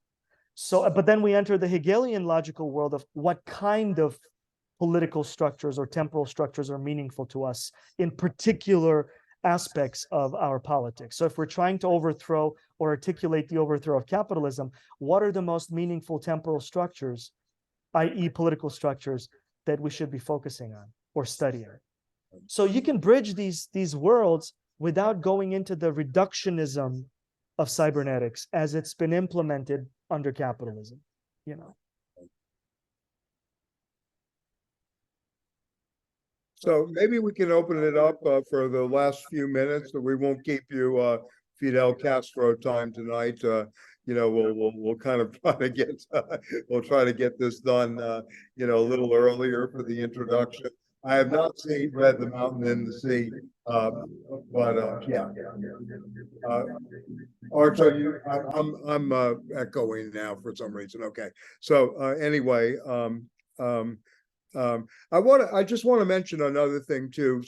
Since there is this move to thinking outside of stuff that we're not usually assigned, you know, and even in these classes, that, you know, the Eastern Europeans, you know, for lack of a better geographical notion, we're onto this, you know, by Karel Čapek, right? Of course, Stanislav Lem, you know, they actually raised these questions that Arto is raising again, somewhat differently, but as early as the 1920s, you know, when Morgenstern, von Neumann in particular, you know, started to come up with game theory, you know, relations, and we began to see this movement, you know, in physics and new mathematizations of the universe and new equations that were emerging during that time. And also a leftist writer that has been completely forgotten except by people that do work on proletarian literature. And I'll show you his book. It's a great book.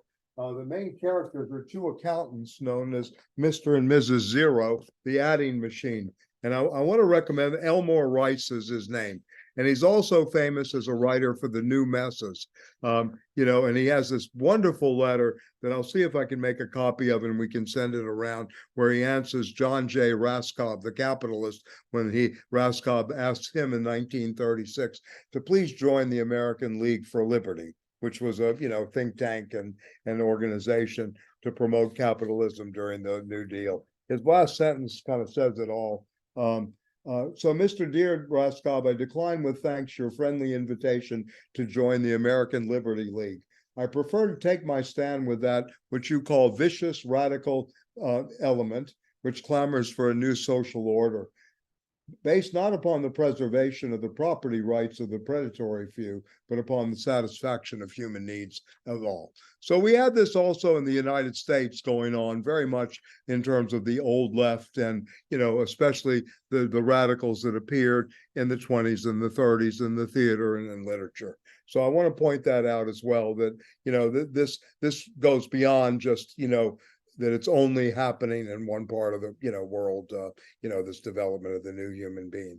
So the adding machine is one thing, and then RUR by Capek is a great novel about the anticipated. And of course, as you know, Huxley's Brave New World, right? All the works of Philip K. Dick, actually are anticipating a lot of these things too.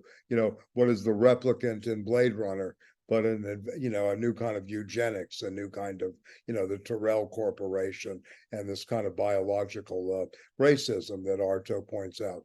And I put in the chat that what Arto was speaking about, this new racism, actually Luke Hawkes comments on this very well in The Destruction of Reason, his book that he wrote in the late 40s. There's a very good chapter on the racism that Arto was alluding to. I mean, very good, analysis, a long essay on the British Chamberlain in particular, and how it led up to, Nazi racism and further. Yeah, so very, very interesting kind of cross fertilization there. Yeah. So anyway, any comments, people?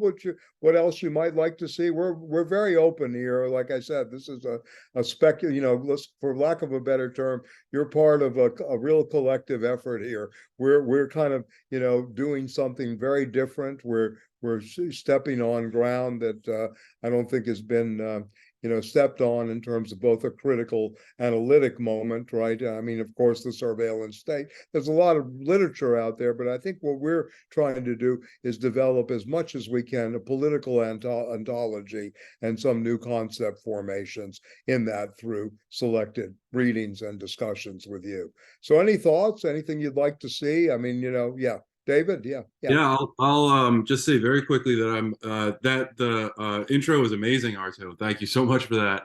I took tons of notes and have tons of questions and all sorts of things that I'd like to think about. Primarily, my mind's going to how this question has existed, my interest, right, in the history of cultural studies in the U.S. specifically, right? So you always mention, and I really appreciate it, Michael, that the height of left theory and the emergence of American culture, 73 with false promises, and and Jameson and all that.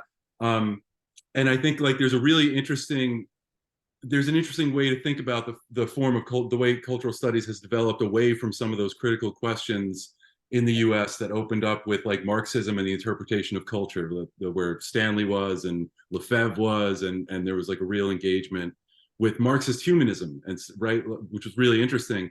And cultural studies moves towards this engagement with audiences through Henry Jenkins, right? Audiences very much as marketing objects, and what do audiences produce with the stuff that mass media puts in front of them, and what do they recreate with it, and which is immediately picked up by the marketing sphere, right? With as everything is in a way, but it's sort of geared towards that. It's articulating its object immediately as audiences that create new cultural objects, which are data and studied as data immediately, right? Not necessarily as critical political moments. Henry Jenkins does the exact opposite of that and immediately becomes the most popular name in cultural studies in the late 90s and early 2000s, right? So there's something really interesting about the scope of cultural studies and how this question or framing the history of cultural studies with this question. How does the question of what it means to be human change within cultural studies?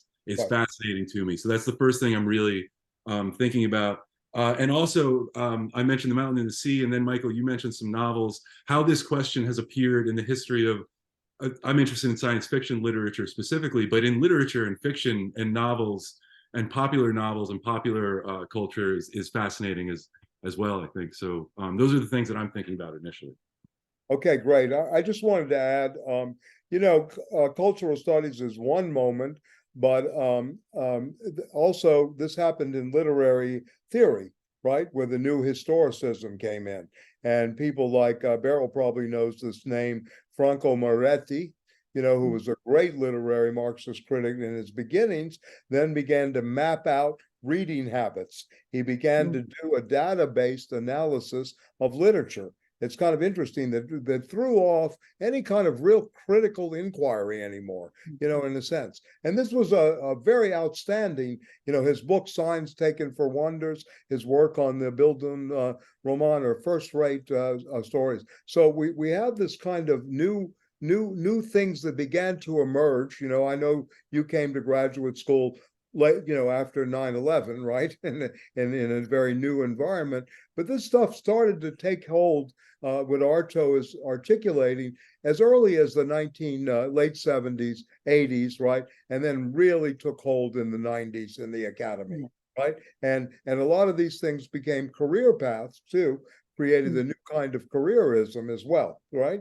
Which took away from actual thought, right, in the sense. And another reason why I mark that period of 72, 73 as excellent, because it's taking on fundamental questions. Labor, right? What is this to read and read critically? And then, of course, what does the idea of, communication and exchange really mean? How does this work in our society, the cybernetic? So, in a sense. So, yes, yes. In some ways, these are very good questions in the chat by Arvid. The interest of many philosophers in anti-humanism. I think from my mind, and Arto can address this too. For me, Letter on Humanism is written also at a time, Heidegger in 1947, where the whole anti-humanist strain started, right? That he replied to Sartre's existentialism is a humanism. I think that this is taken in some ways, both in Foucault, the death of man, the death of the subject, all these things, was a turn that kind of came out of that moment in a sense. I think they went to the extreme, right, in some ways, but yes, we're trying to, in a sense, reconstruct that moment, right? In a sense that gives a new, if you will, maybe new flesh is the best way to put it. Or the as Merleau-Ponty used to say, the flesh and the prose of the world, right? We're trying to, give a kind of new direction to it, using many of the categories that they came up with as well, but also finding our own new ones. And again, to me, this is something that is very, very important to look at. Is Heidegger speaking about, a symptom of in humanism, or is he talking about the failure, as Arto pointed out, if you will, the failure of the Enlightenment project, that the Enlightenment itself was failed from the beginning, the Kantian project itself. But again, this is very interesting. This is very interesting because Kant's letter on his newspaper article, What is Enlightenment? Yes. I mean, it's literally can read like the political project, for example, of Rousseau or Marx and etc. When he says, essentially, what does it mean to be human? What's a desirable way to live or be politically? And he says, you don't want to be that person who relies on somebody other than you for everything that's important in your life. You don't ask the policeman whether you're violating the law.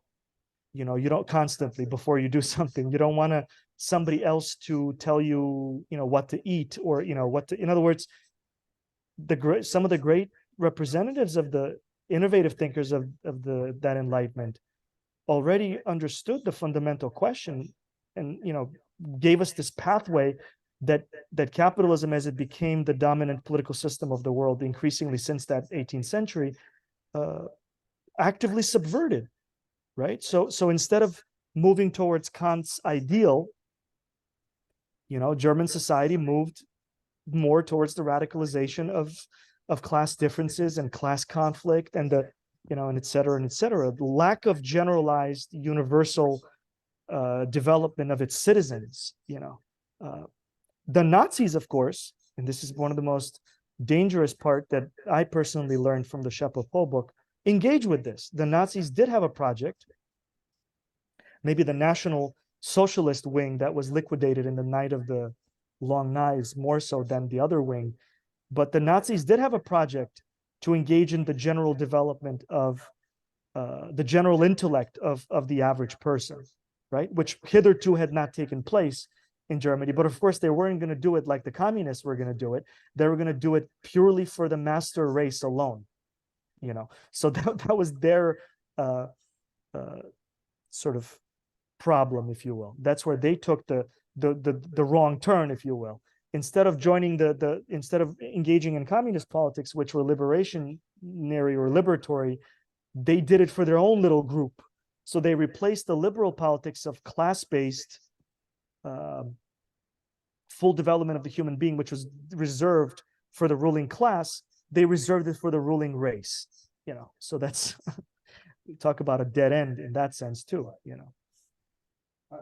Yeah, again, I'd like to say just one thing.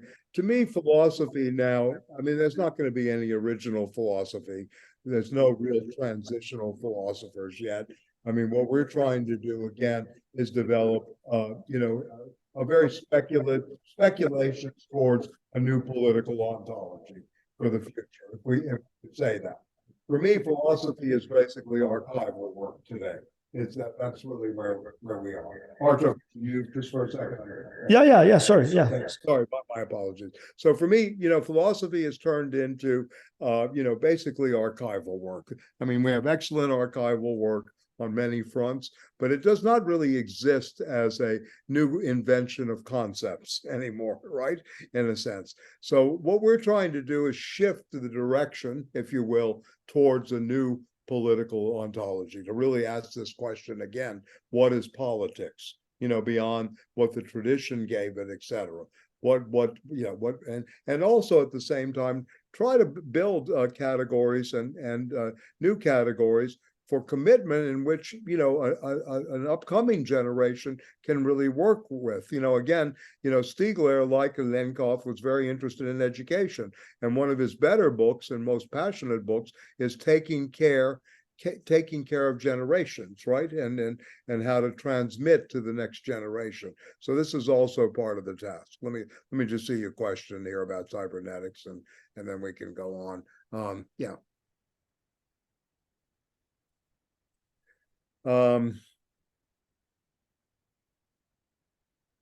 Maybe, I'm not so sure where we are. It's a good question. Do you want to expound on that? I mean, I understand the society of the spectacle very well, but yeah.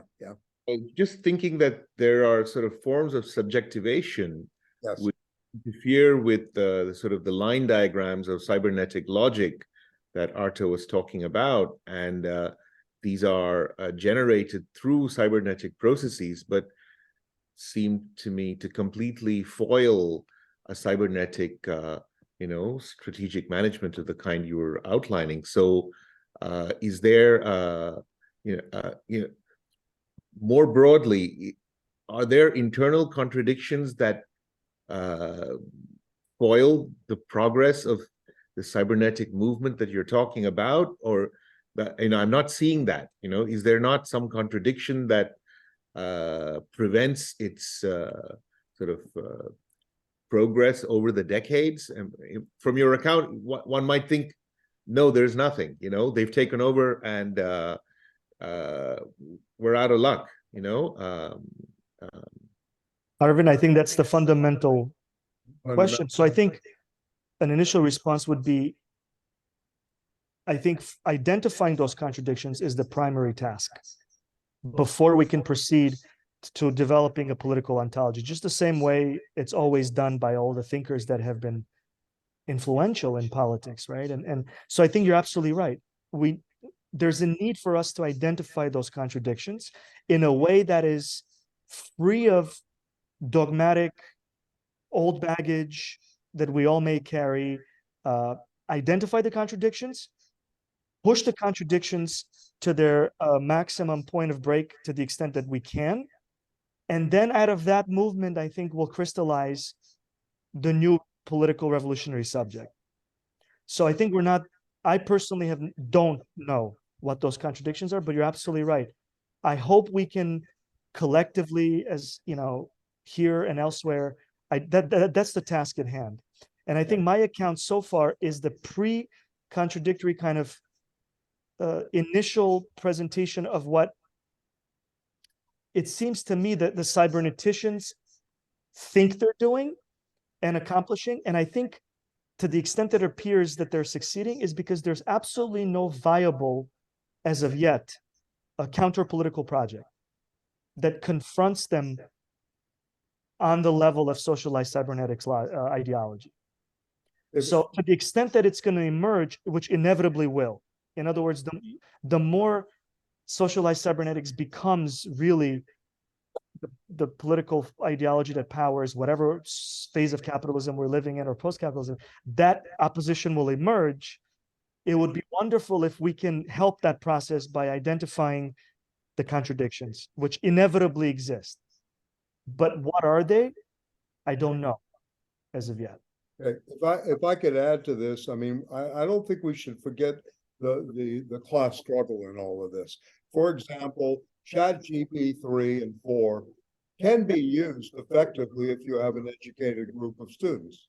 You can say what's wrong. You can criticize the usage of it in a classroom. It can be used productively.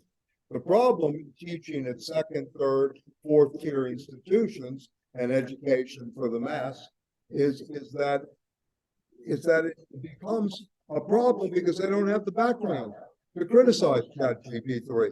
They can't tell you what you can critique about. So the class element in terms of the contradictions are very vast. And when I met with, how do we stop this formation and this new elitism that is being created? And elitism in the sense of, control of communication, control of, the propaganda, et cetera, et cetera. And this is where I think Wilden is very interesting in this question, even though it's a dated book, at least by durational time, 50 years ago, but it's still very relevant in terms of analog versus digital communication. How can we use this in terms of, exchange, pedagogy, et cetera? And I think this is, again, the task. So we cannot forget class in this analysis. I think it's very, very important to understand this, both because you teach at NYU, you're going to get a very different student than I am at LIU Brooklyn in a philosophy class. They have a hard time spelling the word transcendental, much less understand, what it is. And if I give them an exam on Antonio Gramsci, and then I show them what ChatGPT 3 is, we cannot work creatively with it except with one or two students. This is a problem, in a sense, because we all know AI is here to stay. Zoom is here to stay. Yeah. But I think out of Arvin's point, sure. Identifying and working through the contradictions of this emerging new regime of capitalism or techno-feudalism, if we want to use Varoufakis's argument, identifying these contradictions will also point our attention to the emerging new social class structure, because clearly the new social structure is in need of emerging, or it's emerging as we speak. We already talk about the post-industrial proletariat or hyper-industrial proletariat or whatever. So there must be a reconfiguration of social classes. I mean, I think we feel it instinctively. Everybody does. I think we're in that moment that Lenin said. What is it? He said that moment of crisis when the ruling elites have lost their ability to rule effectively, but the ruled, oppressed masses haven't figured out their moment, their opportunity to act either. So we're in this kind of a transitionary moment. And I don't think on either side, things have clarified. Like I don't know most of the literature, but I'm trying to read McKinsey and a lot of the management, think tank literature. I don't think they're talking about socialized cybernetics yet. I don't think they're talking about in well-defined forms like the Santa Fe Institute. I don't think the notion that there's a new ideology that's succeeding liberalism has arrived is there yet, because we're in the process, I think, of these transformations happening. So I think the concepts are not there yet, but they will arrive. They may be called something totally else, but I don't think we live under liberalism anymore as the political philosophy of capitalism. I think we're in it, but I think it's starting to become less and less meaningful to make sense of the contemporary political landscape using the language of Foucault's analysis of liberalism. We just don't know what the new is yet because it hasn't crystallized. Yeah. Again, I just want to emphasize, and I think you articulated the point that class is very important to look at here in terms of the emergence, as you say, of a new social class. What will this look like, and what will class relations and class position look like as we go forward? And that's really, one way of reading the contradictions politically and hopefully intervening, in a way.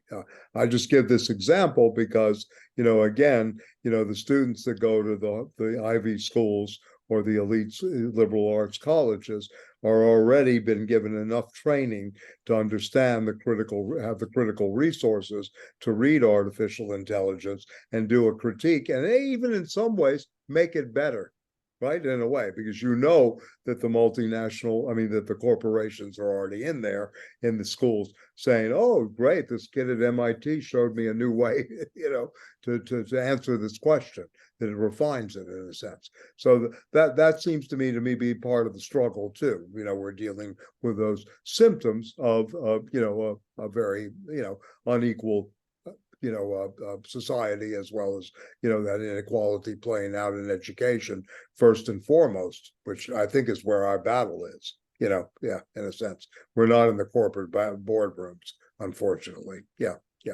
Or fortunately. So anyway, Steve. I would just add into the mix here for things we might consider here in this series of discussions is, a rising strain of ecological thinking in the so-called environmental community. In fact, I would say it's on the verge of becoming the dominant strain of thinking, is what most of its adherents call collapse. The idea that there's really nothing that we can do to prevent the coming on of conditions in the world that will be uninhabitable for human beings. There was a paper recently published by James Hansen, the well-known climate scientist, claiming that, according to his numbers anyway, is that the Earth is headed for a temperature rise of 10 degrees Celsius above the baseline. Now, his numbers, I think this is still being peer reviewed, it has to be checked, but if he's right, there's no way that human beings or any organic life that we know of can survive at a 10 degrees Celsius rise from the baseline. And so, in this whole consideration here of what does it mean to be human, I think we ought to think about the distinct possibility that there won't be any humans around in the not too distant future. And we talk about socialized cybernetics and a new kind of intelligence based on formal mathematical logic, as I think you put it, that part of the evolution here may be that this is the new kind of intelligence that will take over after beings like us and what we think of as intelligence is no longer here anymore. So I just wanted to add that into the mix that this is in people's minds, is this possibility of the biophysical collapse of the Earth. That's all. Yeah, great disaster film for Hollywood too. We can write the script. We can fund the institute better. But anyway, I hear you. Yeah, that's good. Well, the Santa Fe Institute in 2019, they have these yearly conferences that are not secret, but they're closed to the general public. And they have them occasionally. And I think the last one was, or one of the more interesting one was 2019. And there's no public information. There's just accounts of people who've been there and they've talked about it. And it was organized by Mark Esper, former Secretary of Defense, and I think co-sponsored by the NSA, and then the Carnegie, the usual kind of think tanks of strategic kind of capitalist governance think tanks. And they came up with, the presentations came up with 4 possibilities in their view, for the near-term evolution of human life on the planet Earth. And I think one was catastrophic mass extinction event. And they were like, well, if that happens, I guess it's been fun and, whatever, And then the second possibility was massive revolutionary transformation away from capitalism due to radical anti-capitalist politics. And it was felt that that's more likely than global extinction, but still not likely or desirable, obviously. The third option, I forget. The fourth one, which the majority, 55% of the attendees expressed support for, kind of the best case scenario, was anthropological transformation of humanity. And this is the idea that we're at the cusp of technological, and this is, of course, Arvind's, I think, point that maybe these people think too much of themselves and they think that they can do more than they can. But the idea that we're in the cusp of technological, biotechnological advances, whereby over the next 50 to 100 years, humanity will evolve into two increasingly biologically distinct versions of humanity. That which has access to clean water and clean air and clean food and modern medicine and biotechnology, which will end up living in a progressively increasing longer lifespan, more effectively treating cancer, degenerative diseases, etc. Perhaps having children that have, higher tolerance to pain and greater clarity in mathematical computation through biotechnology and etc. Essentially, the new kind of elite of society, and then the rest who are basically going to be increasingly facing global warming and overpopulation and wars over clean water and etc. And the implication is, well, they're going to kind of let those people be, because that's one way of accomplishing the Malthusian project, kind of indirectly. And so I think the global warming stuff, and whether it's human induced or some combination of human induced and planetary cycles, can of course be treated in different ways too. It can be sort of like, yes, temperature went up 5 degrees, maybe 5 billion people will go extinct, but the 2%, the 2 billion that survive will be the worthy ones. So we have these kinds of politics that are being discussed also very much, at the Santa Fe Institute for Higher Research, where von Neumann, was a founding member of, and it was created by cybernetics experts,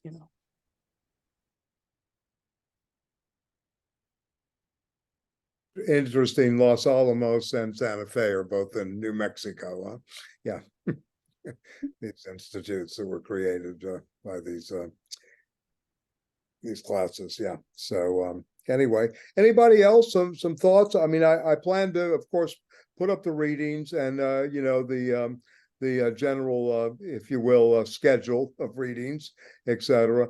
And again, feel free to make suggestions. I just want to say, and before we leave, also, again, I'm not advocating for Heidegger. Please don't hear me that way. But the essay on technology, the question concerning technology, in some ways I read as giving us at least the potential for a way out. If we can break Gestalt, framework, or apparatus type of thinking, we have hope, right? This is really the thing, that we're always either framed up or we're framing. And this is part of what technology does to us. This is what he sees in terms of, the projection and the thrownness of where the technological epoch has given us. So maybe one of our tasks is always to look at, the Gestalt, the framework or the apparatus that works, both in, communication, and in cybernetics, right, et cetera, what cybernetics really does, because it's expert in framing. It's expert at, keeping us framed up, and then we come back with counter frames, but ultimately we don't really break, if you will, the pattern or break the Gestalt, right? And that may be one of the tasks we can set forward. Very difficult, obviously, et cetera. But, what cybernetics does that's interesting to me, and I hear a lot of this too, is it maps. It's very good at mapping and setting up series of propositions. It's excellent at that. And how this works in terms of disinformation, counter-information, always going on.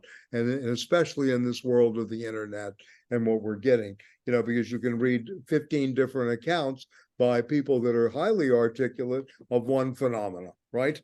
All at once. It has that mapping ability. So, basically, the question is, how you transform propositions and communication, and then break that framework, how that transformation is taking place in the framework. So for me, this is very important going forward as a political question. Just as a side note, since you mentioned categories, it's very interesting to me how the dismissal of Aristotelian logic and its extensions and developments with dialectical logic. Right. If we use the Hegelian kind of Kant, Hegel, Marx, Puskar, and Puskar's dialectics, I think is extremely profound, but it's very difficult for me to make sense of it yet. So For him too, years. But there's something extremely profound there. But anyways, the ease with which modern science in its hegemonic representatives has dismissed the Aristotelian propositional logic, and it's replaced by very sophisticated, formal logic. Mathematical logic is formal logic. Is very revealing, because if we studied Aristotle's logic, the textbook, what is a category? It's essentially an attempt to capture the full richness of the human language with all of its vagueness and dual, triple meaningnesses and everything else, and to simply derive certain rules that can maximize the clarity of our conversations for the purposes of learning, right? Because he was a teacher. And why not continue teaching that? Because we don't teach Aristotelian logic in American high schools or colleges really, except as an intro, a dated intro to philosophical logic. But how much do we lose when everybody in the population that's exposed to formal schooling is not exposed to Aristotle's meditations on what is one way of communicating with the greatest possible clarity, i.e., let's communicate, if we're going to try to carefully communicate on something that's important to us, through carefully chosen categories. What is a category? What is the movement between categories? What are propositions? Why and what do we lose by giving that up pedagogically and thus socially, and how impoverished our language becomes? So it becomes easy target for simplistic formal logic to say, well, human language is vague and thus useless in enabling precise communication. Let's just replace it with formal logic that reduces human communication to simple, well-defined, and precise functions, input and output, and which can be automated. A lot is lost, and why do that is a very, very kind of big question, and it's really sad that they did that. Right, and also you could add the Lacanian proposition that still needs work on. The unconscious is structured like a language too. So this becomes that's dismissed completely as complete nonsense inside by cyberneticians. Okay. Well, you have structural linguistics and the use of metaphor and metonymy, which actually has been reduced. The metonymic only works in by computational linguistics, which posits that language is best understood as a in cybernetics, right? Computing machinery. Yeah. Okay. Anybody else? Any Arvid? Yeah. In the morning, so I'll log off. Okay, good. Okay, well, we look forward to going on with this next week, and I thank everybody for being here, and we'll continue next week. We'll put up the on the site, on the Institute site, and I'll have Matt can send out an email. We'll be same channel, same time next week, and then we'll have to discuss, some of the future times, etc. Since Arto's going to Bulgaria on October the 18th, so we'll have to figure out a different time or day or something. So we'll try to figure it out, do the best we can. Yeah, in that way. So thank you, everybody. Thank you for being here, and thank you also for a wonderful introduction. And see you guys next week. Thank you so much. Yeah. Thank you guys so much. This is